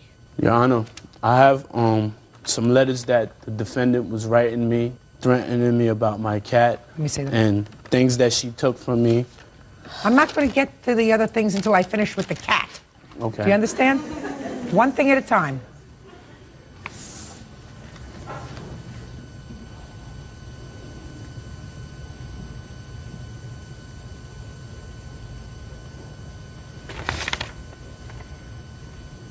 You were very angry. Excuse me. Shh. All right. Now let's get to the jewelry. When you came back in January, you took some jewelry that belonged to him. Tell me what you took. It was a chain with a pendant and a Rolex watch. It was in a box. And the Rolex watch belonged to? Nathaniel. Where did Nathaniel get the Rolex watch from? He says from his father. Why did you take the jewelry? For the same reason you took two? At the time that I took the box and everything, I was angry. I didn't care about how he felt or anything because... Well, you wanted to feel badly. Yeah. Listen to me. You have two children together. Do you visit your children? Oh, of course. Yeah, so you see them regularly? What's supposed to happen is that when a relationship doesn't work out, I don't care how long it is, in this case it's since 1999, you're not supposed to go through hating. You're supposed to say, it didn't work out, terrible, he hurt me, he violated me, but I have two children with him, and I want to have a reasonable relationship with him just for the sake of the children. So I don't want to do anything that's going to, long-term, continue this hate. Do you understand? Excuse me, Your Honor. Mr. Green, you feel as if you need a cathartic experience here. Is there anything else you want to say to me? Yes, as far as my Rolex watch, my father had left it to me. He had passed away, and it was real sentimental to me. And this woman, she hurt me. I really do still love this woman because we have kids and I want to work it out, but I could never trust her again. I don't even think she has my stuff anymore. She has your stuff. I have the cat. Where's the other stuff? I pawned it. Where? MCDs, I think it's called. When did you pawn it? February. When does the ticket expire? I'm not sure. I'm never going to see my stuff again, Your Honor. I'm never. I'm really not sure. Well, didn't you think you should find that out before you came here today? How much did you pawn it for? The watch was $4,000. The chain was $1,900, I think. And what'd you do with the money? Well, right now, like I said, I'm in between places. That's why the children are with him, so... She has no stable life, Your Honor. No, I don't, honestly. Well, I'm asking you, what did you do with the money? At that point, I bought some things. She's a liar, I was Your staying Honor. with someone, She's a so liar. I gave my sister some money also. Listen, let me tell you this, Mr. Green. Your lawsuit seeks $2,600 from Ms. Tomlin. That's Right. what you're suing her for. Right, ma'am. Okay, that has nothing to do with the cat because you're talking about the jewelry. She Right. got a lot more for the jewelry. Now, I don't know whether she can get it back. I'm not sure how long these pawn tickets are good for. Whether they're good for 30 days or 60 days I've been or trying to 90 get my days. jewelry back all this time, Your Honor. She made a very, very bad mistake. Judge Judy will continue in a moment. And later today, Did you ever take her out for dinner? No, not really. I ain't spend no big money on her. I'm not talking about big money. I'm asking you, went out on a date. Did you pay? Not really, because she wanted to pay for everything. She wanted to pay for everything, you know. All right, listen, you must be absolutely wonderful. real cases, real people. Judge Judy. Nathaniel Green says ex-girlfriend Takai Tomlin stole his jewelry and his cat named Tu. Takai says she only took what she was entitled to. You have to start to be smart, Mr. Green. I said it to her. I don't know if she's accepting it, but you have to be smart. Right now you have your 2 children living with you. They have a mother. The mother sees the children. I don't know whether this relationship will come together again. It may. In the meantime, she has to do the right thing. Give you back your cat, do you understand? And give you back your jewelry. Miss Tomlin, do you understand? Yes. And then you will not be so angry with her. She may still continue to be angry at you, but she will be able to see her children with a lighter heart. You're not supposed to continue to dredge up the past. I tried working with her. I tried working with her. I tried getting back my stuff for a matter of time. Sorry, Mr. Green. I really thought I could get at least your father's watch back for you. But if she sold it, there's nothing I can do for you except give you the judgment that you're requesting and suggest to you that she did the wrong thing. I think that at this point, at least I hope she knows she did the wrong thing. In the scheme of things, I know that you're hurt because you don't have your stuff, but you have the most important possessions, and that's your 2 children. Do you understand? Right. Your Honor, how am I sure that I'm getting my cat back, Your Honor? I will prepare an order that you get your cat back, and you can use a sheriff or a marshal to ensure And that I've been trying to be nice to this woman, work with this woman, and she know that how I feel about my cat. Mr. Green, all I can do is prepare an order. If she refuses to give you the cat, I think it's a big mistake because you have custody of your 2 children. If she wants to continue to be able to enjoy a reasonable flow of visitation with the children, with the person who has custody, that's their father, then what she's supposed to do is do the right thing. You did the wrong thing with regard to the jewelry. Now you better do the right thing with regard to the cat so that he doesn't have to go and get a marshal to enforce the order. Do you understand, Miss Tomlin? He has physical custody and takes care of the most precious things that the 2 of you have together, and that's your children. Not the cat, and not the Rolex, and not the chain and pendant. So you're supposed to do the right thing, not the wrong thing. Grow up. Judgment for the plaintiff in the amount requested in your suit, $2,600. That's all. Thank you, Your Honor. Parties are excused. You may step out. My father's watch and my cat, she knew how I really felt about it, and she really wanted to hurt me, and she succeeded. Now knowing I have a conscience and I feel bad that I hurt him. It's too bad he didn't feel that way about me. She said if I keep on calling her trying to get my stuff back, I wouldn't get my stuff back, and I found my cat in the pet cemetery. Everything I wrote and said, I did out of anger. When you have kids, try to work things out, you know, because you're hurting the kids in the long run. Factory worker John Goro is suing his ex-girlfriend, laundromat attendant Janice Berezowski, for damage to his car caused by her 10-year-old son, Justin.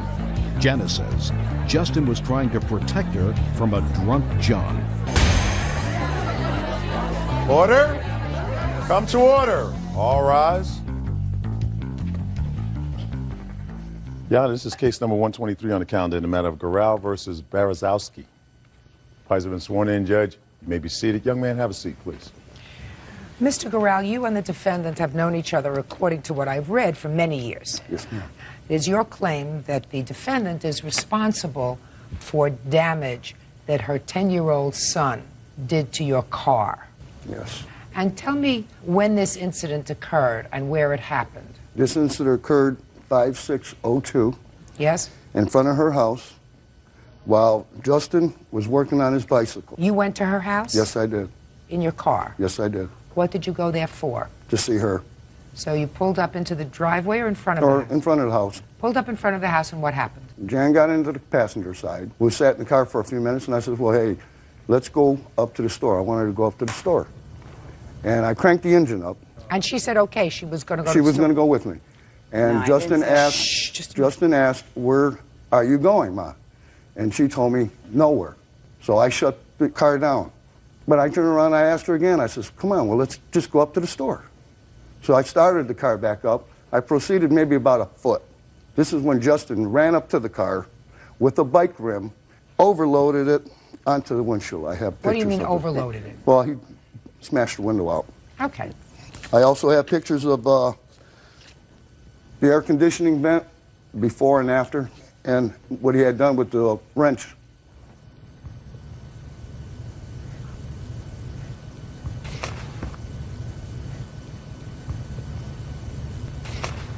Why do you think he was so upset, Mr. Gorel?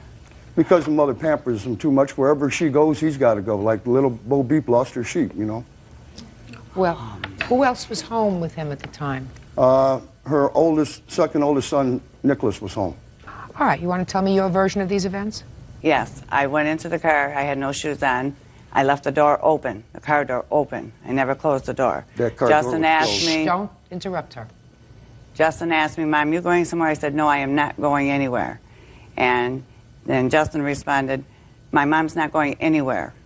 And then Justin came into the car, pulling me on my lap, saying, come on, my mom doesn't want to go. She said she's not going anywhere.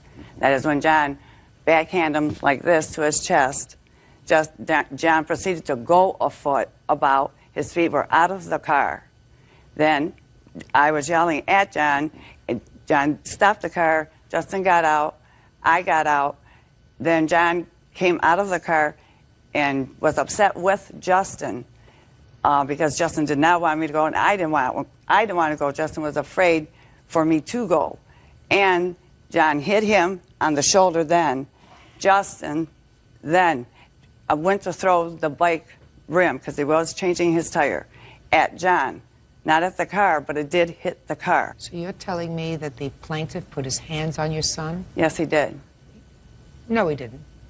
If it was true that it happened, that's something that you would have indicated in here. Let me tell you, in case you forgot what you swore to in your answer.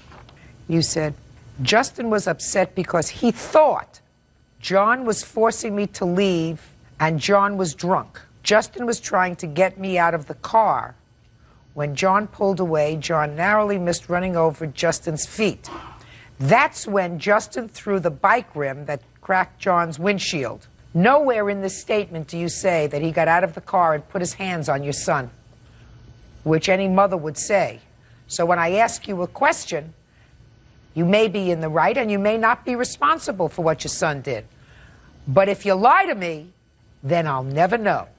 Do you understand? Yes. All right. So let's start again, and let's try to make the stories consistent. Okay, I left the door open. Justin asked me if I was going somewhere. I said, no, I'm not going anywhere. And then Justin said, my mom's not going anywhere. John did, though, push him on his chest. He did. And Justin was pulling on me. You were in the car at the time? Yes, ma'am. He was in the car at the time? Yes, ma'am. So he didn't get out of the car and hit him on the shoulder? This was in the beginning. He didn't get out of the car and hit him on the shoulder? Not at that present time, no. No, right. And then, after John had stopped, Justin was out of the car. John did get out of the car and go to the lawn and hit Justin on his shoulder. He did. Did you ever hit the child? No, ma'am, I did not. I don't believe that he hit him. May I speak, ma'am? Yes. Well, after Justin broke the windshield, I sat there with, I'm astounded. My windshield's broke. Where were you when the windshield was broken? I was sitting on the driver's side with both doors closed. And where was she sitting? Right alongside of me, it's a bucket seat. So she was actually sitting there Yes. when he hit the windshield? Yes. And what happened? What did Justin say after he cracked the windshield? Next thing I know, I look over and Justin's sticking a wrench into the air vent. And I said, that's enough. I jumped out of the car. But I went towards Justin. But when I looked and seen that her oldest son was standing there, I says, no. I'll just go and call the police. I went home, which I have a police report. And it says that the mother didn't do anything. No, she didn't. She didn't do anything. Justin, stand up next to your mother. You're 10 years old? Yes, Why did you crack his windshield? because he had hit me in the car. He hit you? How did he hit you in the car? He had reached over and hit me Where did he hit you? in my chest. You mean he pushed you? That's why you broke his windshield? And then I hit my head on the window. Sit down. Before this thing escalated into a major confrontation with your son, why didn't you just get out of the car? He asked me if he could speak with me. What was he speaking to you about? He wanted me to go up to the store with him first. He said, and then we can discuss matters, because we don't get along that well. And he's always calling Justin vulgar names, constantly. And you have no right to be with him, madam, if he's calling your child vulgar names. Were you drinking that day, too? No. Were you drinking that day? Yes. Was she drinking that day? No, What are you doing behind the wheel of the car drinking? I wasn't drinking in the car. You had been drinking. What were you doing driving a car, having had things to drink? I had a few beers, Your Honor, Had no reason to get into the car. but I was capable of driving the car, which You I say. know it was wrong. You say. Yes, ma'am. You say. Have you ever been drunk in front of her child before? Yes. Has there ever been any incident of domestic violence between the two of you where you've been drinking? I'd say no. Yes. Judge Judy continues in a moment. His behavior in the past has not been the kind of behavior that you want to expose your children to. And you continue to expose them to him because if he wasn't drinking on that day, there's always tomorrow. You got me? And later today, All the wires to the electrical things in my room were cut. You were angry. About what? About what? About being evicted from the apartment. real cases, real people. Judge Judy. John Gorel says his ex-girlfriend's son, 10-year-old Justin Berezowski, smashed out his windshield. Justin says he retaliated after John hit him. Mr. Gorel, I believe that you are at least partially responsible for the atmosphere that was created on that day. You have a 10-year-old child who has seen you in a state where you are intoxicated. He's probably seen some instance of, if not real violence between the two of you, words that were exchanged that were not nice. And then you come over to the house, but clearly his desire not to have his mother leave with you, he tries to act like a protective man of the house. That doesn't mean that you are solely responsible, because I think his mother bears some of this responsibility. Because despite the fact that he says he has been intoxicated in front of you, intoxicated in front of your son, you continue to socialize with him. You're right. Right. And your son is outside, and you too know, or you should know as a mother, that your son has witnessed things that a 10-year-old should not witness. Right? That's correct. Okay. So, would you please listen to this, Your Honor? No. I have Please, something else it's to very say, Your Honor, important. Listen to myself. me. You think that you're not partially responsible? No, I never said that. Well, good. That's what I'm saying to you. The damage that we're talking about is $500. You're partially responsible. Put your hand down, sir. You're not paying Yes, good I'm paying attention. attention, ma'am. You're not getting the whole picture. Yes, I get the picture. She likes to have a social relationship with you, even though the two of you together may not do the right thing all the time in front of this 10-year-old child, and the 10-year-old child is reacting to past history. Can I say something, please? Yes. All I did, when he had called me, I asked him if he had been drinking, and he said no. So, what So does I that did- have to do with what I just said to you? His behavior in the past has not been the kind of behavior that you want to expose your children to. And you have. And you continue to expose them to him, because if he wasn't drinking on that day, there's always tomorrow. You got me? Yes, ma'am. You got me? You have exposed your children to things that they should not have been exposed to. And if your son is reacting to that, you're partially responsible. He's partially responsible. But he's not his child. He's your child.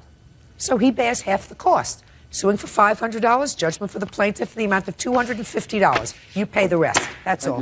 Parties are excused. You may step out. I don't think I should have had to pay anything because he was provoked in it. Takes two to tango. Stay alone if you encounter men like this. Hired driver Rafael Valley is suing his son, 27-year-old truck driver Jose Valley, and his daughter-in-law, 22-year-old customer service rep Cynthia Valley. Rafael says the couple owes for a loan to bail Jose out of jail. Order. All rise.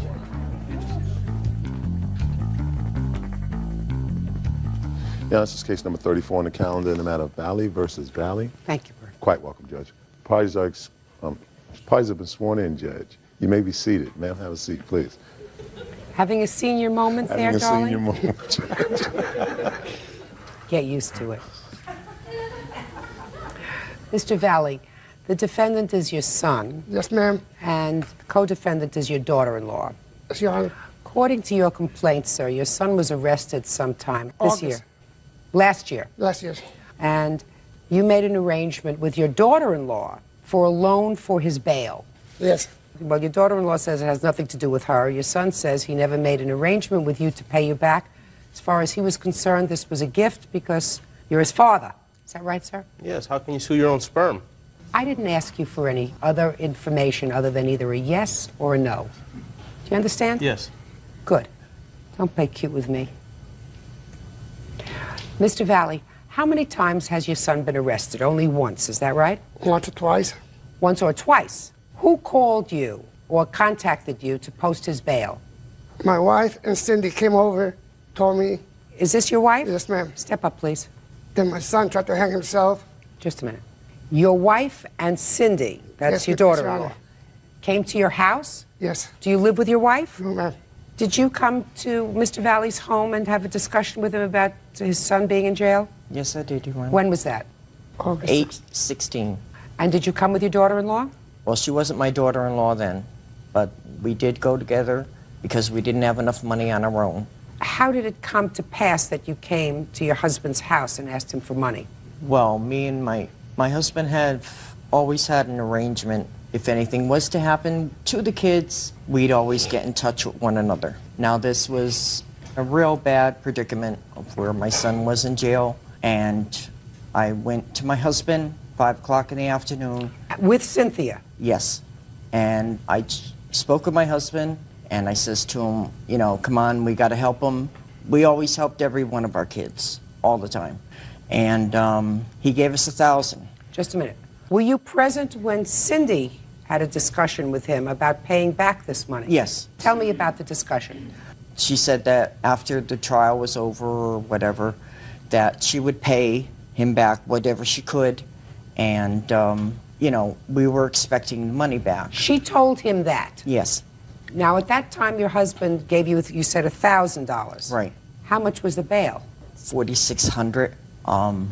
I provided $1,500, and then my husband called me, I'd say about 6 o'clock, and he left a message on my voicemail, and he said that he had $500 more to give us. So he said, come down and get it. I went and got it, and then we put all the money together. Nobody else put up any money except me and my husband and Cindy. Cindy put up some money, too? Yes, she did. And you put up $1,500? I put up 15 of my own, yes. Did you ever get that back? No. How come? Well, for the first thing, my son was living in my home for a whole year. Never had him pay rent, never had him buy food until the last 2 months. Last 2 months, I became unemployed. I had thyroid surgery, so they would pay me $25 a week, and my son was merrily taking it off the bill. I says, why is he doing that? This is something that I needed for my home, you know, for my own salvation. This was before he got arrested? No, this is after he After he got arrested? Yeah. Okay. I got it now. So he was paying you off, in his mind, for the bail by deducting some money? Right. But he never gave anything to my husband. Okay. Now, when did you get married? February 22nd. Well, Mr. Valley, you don't owe your father anything. Thank you. She does! Because in order to create a loan, you have to have an agreement with the person, Mr. Valley. Yes, ma'am. So if you called your son and said, do you want me to loan you this money? And he said yes, then you do it. But she said, I'll pay you back, right? No. Yes, you did. I was watching your face as they were speaking. Yes, you did. You said, I'll pay you back what I can. No. I never even spoke to him. He gave the money to Paula Valley, and from Paula Valley went to the bail bond lady. You While were present with her in the house? No, it wasn't at the house. She met him in the corner store, and I stood in the car. And you were never there? I was in the car. You never spoke to him? Never. That was the first Miss time I Valley. ever seen him. No, you did speak with him, Cindy. You Miss even Valley. said to him. You even said to him, tell me. thank you. I never Tell me. spoke to him. Tell me. Yes, you Never. did. Yes, you did. Cindy, please. Miss Valley, you don't have to, don't speak. There's no question in my mind that she said, I'll pay you back. Look at her face. I'm looking at her face. There's no question in my mind. She may not have meant it. She may have meant he'll pay you back. Well, that's what she said to him later, all right? In the end of March, he come over the house. And Who did? My husband. And he went face to face with her. Now, my son was in the back washing his car, and Cindy was in the front, and she was coming down the stairs. I said nothing. My husband said to her, he said, hey, when are you going to pay me back? I have to go see my sister. And she says, well, you'll have to take that up with my husband. Hello? They just got married, you know? I mean, give me a break. Judge Judy continues in a moment. And later today, This young lady was babysitting for you? You like her? Not anymore. I know she stole the money. If I can't trust her with cash in my house, how can I trust her with my kids? real cases, real people. Judge Judy. Raphael Valley says his son and his daughter-in-law, Jose and Cynthia Valley, owe for a loan to bail Jose out of jail. There isn't a question in my mind that Mrs. Valley, the junior Mrs. Valley, made an agreement with your husband to pay you back the bail, sir. Do you understand? Yes, ma'am. That has nothing to do with your son. Of course, it's his moral responsibility, but he could not create a contract with you because he didn't speak to you. Do you understand? Yes, Your Honor. Perfect. Judgment for the plaintiff in the amount of $1,500 against the co-defendant. Thank you. That's all. You're excused. You may step out. Just get my money back. It was still my son. Never take money from family. You needed somebody money? Write it down first. It's all about greed. It's been hard. And I hope he's happy now. He didn't like it, but it had to be done. I just don't understand how you could sue your own son. I mean, something that you made. I hate to tell my son, but he's going to be sued again, this time by his mother for a little bit more. They're crazy and they need mental help.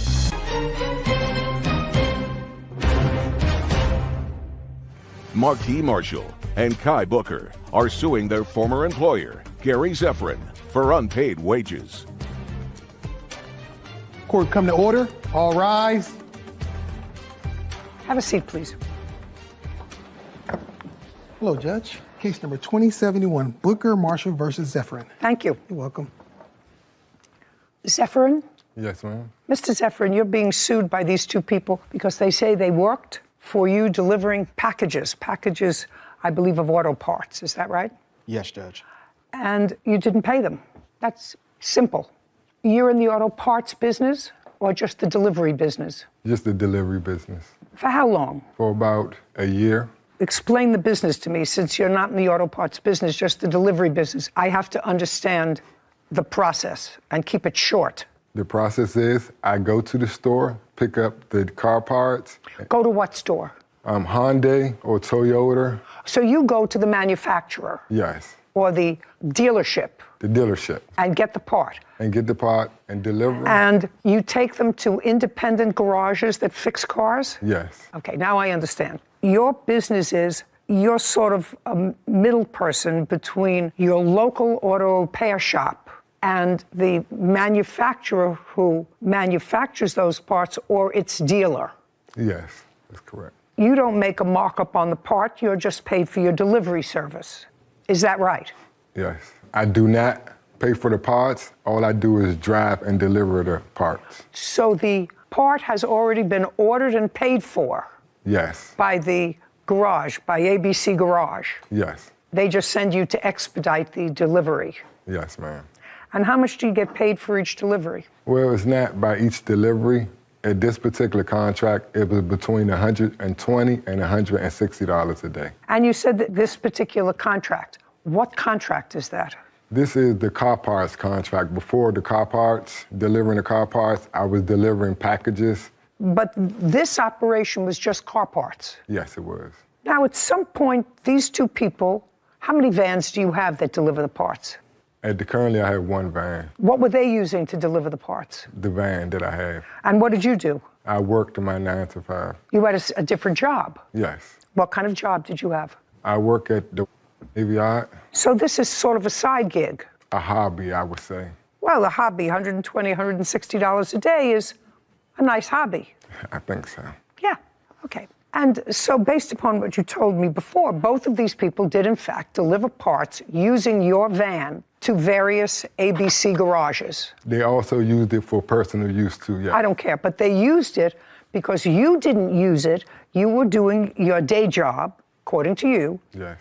And this was a side gig where these two people were working during the day to deliver the parts. Mr. Marshall was working during the day. Okay, let's just say Mr. Marshall. Okay. Now, Mr. Marshall sort of contracted with Miss Booker, or did you? Mr. Marshall did. You contracted with her. You agreed with her that you would split up this delivery. You would do it a couple of days and she would do it a couple of days. Yes, Judge. Okay, so you had no direct agreement with him. Miss Booker, Look at me. My question is, did you have a direct agreement or ever meet or discuss salary with the defendant? No, I did not discuss. And you can sit down. Okay.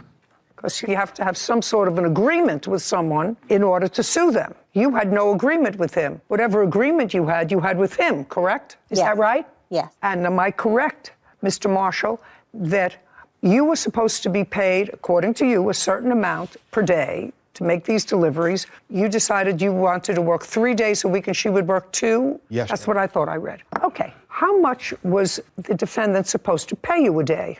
$80, Judge. So you had a deal for between $120 and $160 a day. You were paying him $80. You were working your day job. And Sue, you were either going to get $40 or $80, depending upon the work that was done, right? Correct. And you were going to get that as a result of his work. Yes. Perfect. Now, this is what you say. You say that you all decided to go into business together. You bought this van. You paid for the insurance. He was going to work and make the deliveries. I'm telling you what you wrote. Okay. And if you have a problem with that, you'll tell me in a minute. Okay. He was supposed to work, make the deliveries, and not get paid until you paid off all your expenses, your startup expenses, the van, your insurance. Didn't you say that to me? Yes, I Or maybe I'm thinking about another case. I did say You that. did say that to me. I just wasn't correct, the we, because I bought the van and I paid up all the stuff. I said you paid. I didn't say he paid. You paid the van. You paid for the insurance.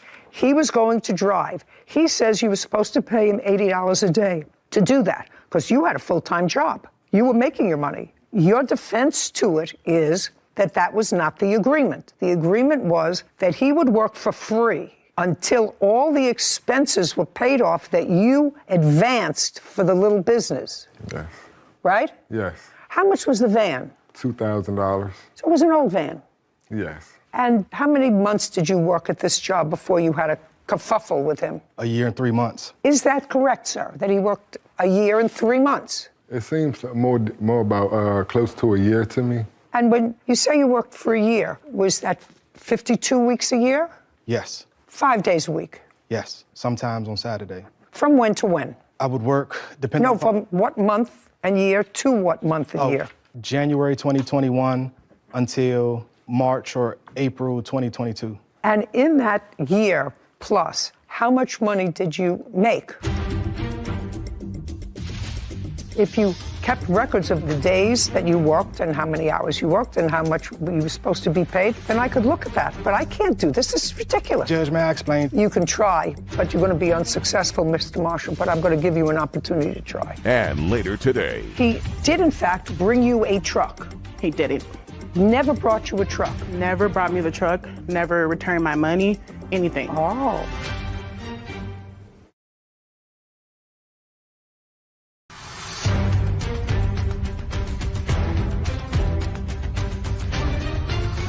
Marquis Marshall and Kai Booker claim their former employer, Gary Zephyrin, owes for unpaid contractor work. Okay. In that year plus, how much money did you make? Judge, it's a tough question because Mr. Zephyrin never paid me what he was supposed to pay me. He always came up with an excuse or a reason why. I want to know how much money you made in that year. I don't know off the top of my head. Well, Judge. Then I can't help you. I have to know how much money he paid you, and I'm going to figure out from how much money he paid you, because even if I buy his defense, the van was only $2,000. So you have to sit down and figure out how much, unless you know, how much did you pay him? Around $320 a week. What do you mean around? I mean, you're a businessman. He did not work 5 days a week. He's saying he worked 4 to 6 days a week. All he worked was 3 to 5 days a week. I assume you were paid in cash? Yes. But you were paid during that year? Yes. Give me an idea in thousands how much you were paid. Around $20,000. $20,000? Yes, Judge. Around? Yes, Judge. So he did, in fact, pay you? He didn't pay me everything he was supposed to pay me, Judge. Well, how am I supposed to figure that out, sir? How am I supposed to figure that out? You keep records of what you delivered? Does he keep records? He doesn't have to prove your case. You have to prove your case. Yes, Judge. So do you keep records of when you worked and when you were paid? Yes, I keep records of when I worked, Judge, but I did not keep records of what I was paid because we're always arguing. He never paid me the full Well, $700. that's not the reason you don't keep records. I'm sorry, Mr. Marshall. If you kept records of the days that you worked and how many hours you worked and how much you were supposed to be paid, then I could look at that. And I can ask him, and I assume he's a businessman. He would have the same records, and there may be a dispute, but I can't do this. This is ridiculous. Judge, may I explain? You can try, but you're going to be unsuccessful, Mr. Marshall, but I'm going to give you an opportunity to try. I appreciate it, Your Honor. Mr. Zephyrin was my friend. We went to the same high school, played on the same high school basketball team. I was the MVP, he was the team captain. Recently, his health has been declining. Because his health has been declining a year ago, I went to Mr. Zephyrin and I said, I'm a private contractor and I have different contracts with places. I think that you should do private contracts so you can spend more time with your kids and your wife. I apologize, but I'm emotional. Well, don't get emotional. I used to love Mr. Marshall. This gentleman. Mr. Marshall, what I'm telling you is don't get emotional. This is not... Okay. It's a sad thing that you know each other for a long time, I hear, and that it's come down to a case in court. But you have to understand that in order for me to make a judgment, I need facts and information. And it's not as if you're saying to me that you delivered packages, which he acknowledges, and you were never paid. What you say is that you were shortchanged. Yes, Judge. And you have to be able to show me that. I have the agreement of Mr. Zephyrin agreeing to pay me the $80 a day, and we came out with a pay scale. Just a second. That's okay. I have to see when you worked and what you were paid. How am I supposed to figure out what it is that he owes you? Because we both know that he only paid me $300 instead of the $700. We both know that. Well, he paid you $20,000, so that's not true. According to you, he paid you $20,000. So if what you're saying that he paid you $300 and he owed you $700, is that what you're saying to me? Yes. Okay, so it was the last period of time that you worked for him? Yes. Okay, so that last period of time was when to when? Give me the month, give me the day. January to March this year. From January to March? Yes, Judge. Of 2022? Yes, Judge. You work and you claim you were owed $700. That's what you just said. Is that correct? I apologize for the miscommunication, Judge. He only paid me $3 when he was supposed to pay me $7. Just a second. You're not paying attention to me, sir. I said your claim is that he owed you $700. He owes me more than $700. No. What you said was he owed me $700 and he only paid me $300. Could you read that back? Yes. Could you read that? Yes, Judge. You're correct, Judge. Okay, then we don't have to read it back. That's why I have Whitney. You said he owed me $7, he only paid me $3, which means he owes you $400. Correct, Judge. And that was from a January to a March. Yes, Judge. Okay. Do you have any records of that, sir? I paid him in cash, so I don't have any records of the payments that I was paying him. Mr. Marshall, he really never wanted me to keep records. Okay, don't tell me what he wants. It's your business. Don't be foolish, sir. Did you have a dispute with him over this $400? I did. We had many disputes. Okay. Did you, in those disputes, refer to a part that got misdelivered by either the plaintiff or the person who he subcontracted with that caused you to lose a customer? Yes. Okay. And was that the reason that you didn't give him the $400? Just listen to my question. You had a dispute after all this time over a part, according to your answer, that was misdelivered to a customer. Yes. Which caused you, according to you, to lose the customer. I don't know that. But that you indicated was the reason that this arrangement went south. So my question to you is that why you didn't pay him the $400? No, it's not. He didn't return my van. Oh, so the reason you didn't pay him the $400 that you acknowledged that you owe him was because he kept your van. And my contract was canceled due to Cab Booker. Okay. Did you get your van back? Yes, I did. How many days later? 2 days later, after I threatened to call the police. Okay, you owe him the $400, sir. Judgment for the plaintiff for the amount of $400. We're finished. Thank you. This court is adjourned. You can't keep somebody's van for 48 hours and still expect your money. He's lying about the fact that we stole the van and that we had it for those 2 days. I think it was really bad that he's suing me over this. We've been friends since high school. Document everything that you do when you do it. That would make better sense. But hey, things happen. He got a new girlfriend and things happen. Not a difficult situation. If you choose to pay an employee in cash, you have to keep records. both parties should have kept some sort of records. Otherwise, what they were asking me to do was guess. This defendant actually made it easy for me because without his statement, I would have dismissed the case. He said the reason he kept the $400 because plaintiff did not return his van right away, kept it for 2 days. Well, that's sort of retaliatory. How do you fix $400 as cost for keeping as a cost? van? You know, that's ridiculous. That's self-help. Keep records, You should. especially if you want to come to court. Exactly. Fatoumata Diallo is suing salon owner Kanaya Taylor for 5 wigs. Court come to order. All rise. Have a seat, please. Hello, Judge. Case number 2008, Delano versus Taylor. Thank you. You're welcome. Briefly, and then I'll get into specifics. You sold over the internet some wigs. You claim you sold them to the defendant. Yes. They were charged on a credit card. According to you, it was the defendant's credit card. You shipped the wigs. The defendant, according to you, received the wigs, then challenged the credit card charge, and the charge was reversed so that you did not get your money. And Miss Taylor kept the wigs. It is Miss Taylor's claim that you never sold her the wigs, that you sold the wigs to clients of hers, and if they didn't pay you, that's not her problem. Is that your defense? Yes, ma'am. Okay, yes, ma'am. Stop jumping up and down because it makes me seasick. Okay. Stand still. I can't. You can't. You want a stool to sit on? No. You sure? I just have anxiety. Okay. Miss Diallo, how long had you been in the online wig business? 3 years now. And on what date did Miss Taylor contact you? October 1st of 2021. Had you ever dealt with her before? I haven't. A customer of mine actually referred her to me. You had not dealt with her before? Correct. And her first order was for what? A 34-inch deep wave wig unit. I don't know what that is. Tell me how much it cost you.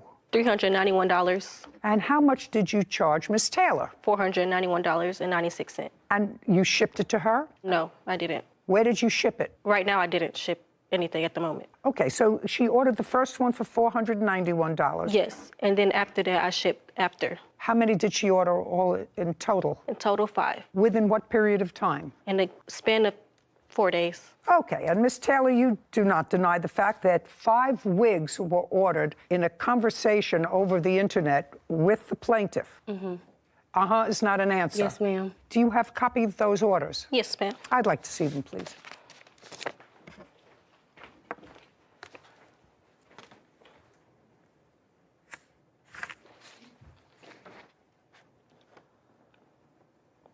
Who's Joyce? One of my clients. Your Honor, that's her.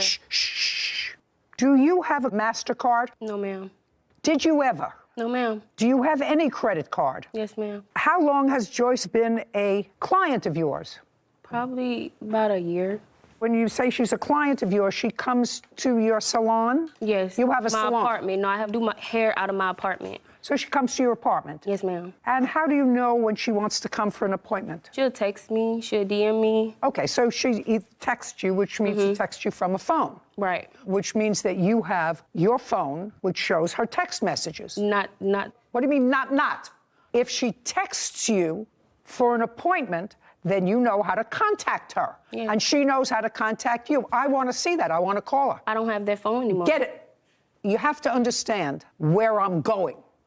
Do you understand? Yes. Yes, you understand where I'm going. Who is that? My boyfriend. Your boyfriend. What does he have to do with this? Because he was at the house when her and someone else came to the door. I don't care. Okay. If I were coming to court today and I knew that there was going to be a certain amount of proof that involved some person who is named Joyce, and order confirmation email was sent to Joyce at your email address. Right. Right. And Joyce is somebody who was a client of yours for a year, not too long ago, who's no longer a client of yours. Not uh-huh. Uh-huh isn't an answer. Yes is an answer. Ma'am. But you can't give me her number to call because you lost your phone. Yes. And she blocked me after I start asking her about the dispute. Well, just a second. Well, that's 2 different things. You see, if she may have blocked your number, she won't block my number. That's not what you told me. You told me you don't have that phone anymore. I don't. Well, and she blocked me. How do I know that? Her. I don't know. How do I know that? Did. Yeah, right. Okay. Dora Dynasty, is that your? Yes, that's my business. That's your business. Well, these wigs were sent to Dora Dynasty. Right. Right, I know right. And who is? A client. And is still your client? No. No. Okay, you seem to be having a lot of trouble in your business. How? Yeah. I've been having this trouble ever since the wigs have got delivered, and she hit me about a dispute. Let me explain something to you. You purchased the wigs based upon her conversation. I got She them had sent to my house. just pay careful attention to me. They were all delivered to you. Right. That means you bought them. If somebody stiffed you, that's not her problem. But according to her, and you acknowledge that she sent you 5 wigs, and the is not an answer. Do you understand? You following me? Okay. What was the total value of her purchase? $21.96.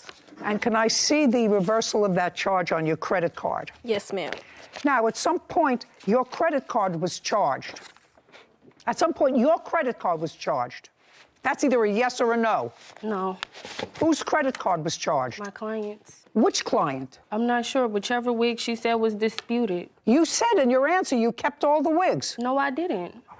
I didn't keep all the wigs. They got delivered to my house. 2 of them I installed, and the rest they picked up.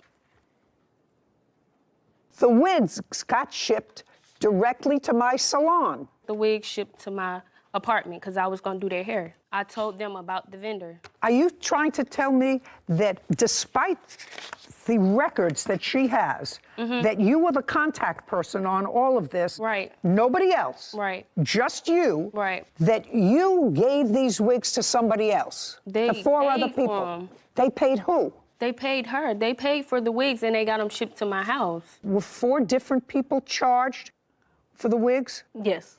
4 different people? Yes. She did 5 different transactions. Are you telling me that the 5 different transactions were all her? All her. That makes my life easy. So what you're saying to me, she charged it on 5 different cards. Yes. No idea. But she is all of those people. All of them. How? I'd like to see it. Please.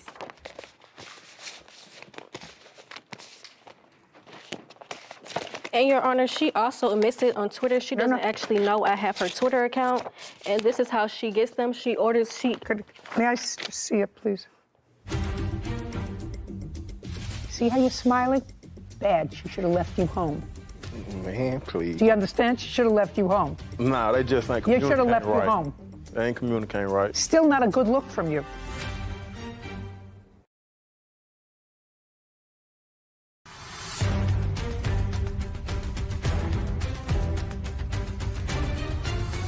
Fatoumata Diallo claims salon owner Kanaya Taylor owes for the cost of 5 wigs. What's Beauty? That's her business name. Business Twitter. I don't have a Twitter. Right. I have an Instagram, 2 of them. I have and a business page. That's what I have. I don't have a Twitter. Do you have my Instagram? I do. Don't talk to each other. Don't ask her any questions. That's so interesting. What? From Dora Salon, is that it? Or Dora Salon? Yes, ma'am. No. I have her LLC. Just a second. Yeah. Can I see that? Yes. Yeah. It's Dora Dynasty. And here's her LLC, so it matches. I'd like to see it. And here you go as well. Well, this is from Beauty at... No. What do you mean, no? No, my business name is Dora Dynasty. Yeah. Dora Salon 1 Beauty, Dora Dynasty LLC, Dora's Dynasty. Right. And about the same time, the tweet is over 2,000 in wigs. I'll smack those. And then on the 13th, you write, my wigs come tomorrow. And then on October 11th, I'll be wrong if I dispute it once I get it. And then I don't know. What did the... Because, what is, ma'am, just aside, I'm reading something. Is not an answer. I didn't ask you anything. What does that mean, Sarah? It's just an emoji. Like, so what? I don't care. Oh, I'll be wrong if I dispute it once I get it. So what? But was so rude I can't even ask them questions, telling me I didn't read it. And then she writes, see how you're smiling? Bad. She should have left you home.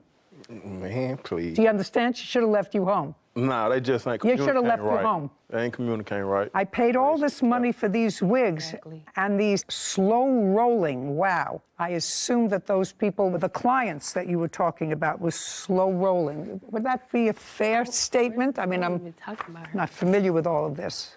And then you show me in these tweets, or whatever they call them, a picture that was put up by Boo. Is that a name? Yes. Now, what is that? That's her client actually contacting me and telling me that she's charged her for the wigs and that she was never a stylist to begin with. How did I upcharge the fee when they paid for it themselves? Nobody hears you, madam.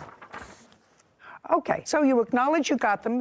Your statement is you no longer have them. She didn't make a deal with you. She made a deal with 4 other phantom clients, 2 of whom either you lost your phone, the dog ate your phone, you don't have the number anymore, you don't have the contact anymore, but we don't know how to get in touch with him. And then there was somebody that actually was wearing one of the wigs that she didn't get paid for, that she got from you. That's not true. Could I see the invoice and the chargeback, please? Yes. Still not a good look from you. Well, I'm glad. Yeah, not a good look. It's funny because it's not true. Not a good look. You the boyfriend? Yeah. Stand up for a minute. Just have a couple of questions. Tell me your name. Braylon, right? What do you do for a living? I'm a barber. Do you live together? Yes. How long have you lived together? Going on a year. So you were living with her when these wigs were delivered? Yeah. Yes. Yes, would be an answer. Were you there when she opened the wigs? One wig she had to put together for a client. Then she opened, she told me what she was doing. I know her. I don't be in no business like that. So the answer is you were only there when one wig was delivered? I was only there when she opened one wig. When she opened one. And I took her to go pick up a wig from her. Did you drive her there? Yeah. Did you go in with her? No. She came outside. She walked across the street and got it. Don't speak. Don't speak. She walked across the street and got it. From her, yeah. Downtown. Your Honor, she was actually driving. Do you work out of the apartment as well? No. You work out of a shop? Yes. Are you ever there when your girlfriend is working on clients in your house, in your apartment? Yeah, I've been there. Often? Not really, I be gone. Working hours, I'm working. If she work at the house, I'm working at the shop. How many rooms are in the place where you and the defendant live? At the time, we was in a 2-bedroom apartment. And who was there, just the 2 of you? No, we had a roommate. So you had 1 bedroom for yourselves, you had a roommate, and then there was a common area, kitchen, living room, right? Yes. Where did she conduct her salon business, in what room? What it would be like dining room area connected. In the dining room? Yeah. And is that where she kept her equipment? Yes. Is that where she kept her materials? Yes. How many wigs did you see in that dining room area at any one time during the time you were living there? Maybe 1 she was working on the door, 2, maybe 2 at the most. You paid rent in the apartment? Did I pay rent? Nah. Did she pay rent? Yes. How much? It was like, what, $1,200? Don't ask her anything. $1,200. I don't pay the rent, $1,200.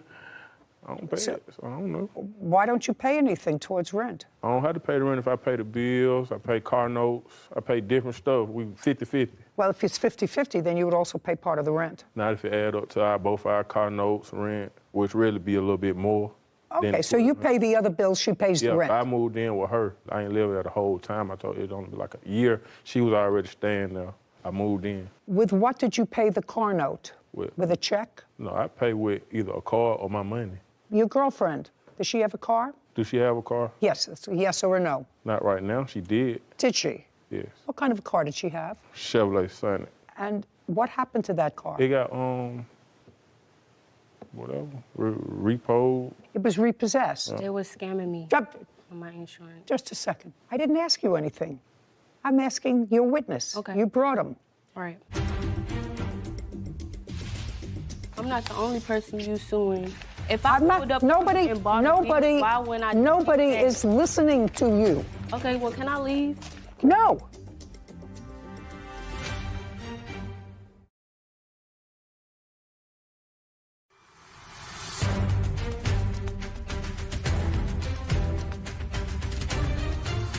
Fatoumata Diallo has accused salon owner Kanaya Taylor of stealing 5 wigs. Kanaya says Fatoumata was trying to scam her. So the car was repossessed. When? Don't look at her. Give me a month, give me a year. Was it recent in the last 3 months, 4 months? I can't give you a month. So it was repossessed because of non-payment of whatever the note was, because that's the only basis to repossess a car. Okay. Now, you say you're not living in that same apartment anymore. You were living in this 2-bedroom apartment with a roommate. Mm-hmm. Uh-huh is not an answer. Yeah. Yes is an answer. And you're no longer living in that apartment. No. And what happened to that apartment? I moved. She moved with me. Okay. You moved when? November. November of 2021. Yes. Just about the time of all these disputes over wigs. Did your roommate remain in the apartment? Yes. Did you have a lease in that apartment? Yes. Was your lease over, or did you move out during the lease? It was over, and I renewed it for my roommate. Now, the lease was in your name. Mm-hmm. Uh-huh is not an answer. Yes is an ma'am. answer, and you renewed the lease even though you moved out. Yes, ma'am. Where are you living now? In Conyers. What kind of place? House. And I pay all the bills. And what does your girlfriend do? She works. What does she do? She does lashes. She does hair. She does nails. She's an entrepreneur. Does she have a website? Yes. Yes. What's the name of her website? You think? Yeah, I think. I don't be on her. I don't shop with her. Got it? Looking. Did you have a conversation with Miss Taylor about these 5 wigs? Did you have a conversation with her? Yes. Do you have a cell phone? Me? No. Did you ever have a cell phone? Yes. What happened to your cell phone? I broke it, so I went on another one. And you didn't get another one? It have to get sent to the house. I just broke it. Like, I just broke it. You just broke it? Yeah. So last you week. have a cell phone. Tell me how you broke the cell phone. I got real angry and I threw it. You got angry with somebody? Yes. And tell me how your girlfriend lost her cell phone. Oh, she gave it to me. And when did she lose her cell phone? She gave me that phone. I bought her another phone. She gave me that phone. So she gave you, around. just a second. So she gave you the phone that she had been using. Yes. Which had Joyce information on it. That was the phone she gave you. I guess so. I don't know Joyce. I don't know who Joyce is. Sit down. Ms. Taylor, you want to be in business, you have to pay for what you ordered. It's absolutely, I'm not speaking to you, it's absolutely outrageous that she sent you these wigs, they were delivered to your house, and she not only doesn't have the wig, she doesn't have not only her profit, she doesn't have any money. And you've got a lot of clients that you can't identify, and phones that got lost, and information that you don't have. And information that you don't have, that you don't have. Clients that are no longer clients, that blocked you. I mean, people who block you after you work for them for a year, that means that you're either doing a lousy job. No, because the way she came at me, I actually chumped them off because I feel like you're messing up my business. So I chumped them off, and I guess she didn't want to reply, and she just blocked me. 2196, judgment for the plaintiff. Your Honor, I have other text messages. I was out of business for like month and a half. I have to tell you something. I can't discern whether you lost business or not because of this. I cannot discern that. I can give you back the money that you lost as a result of shipping her 5 wigs and not getting compensated for it. And I also have court fees, and I ordered a PI as well. But that you just a second. more people that than I will just me hear. for wigs.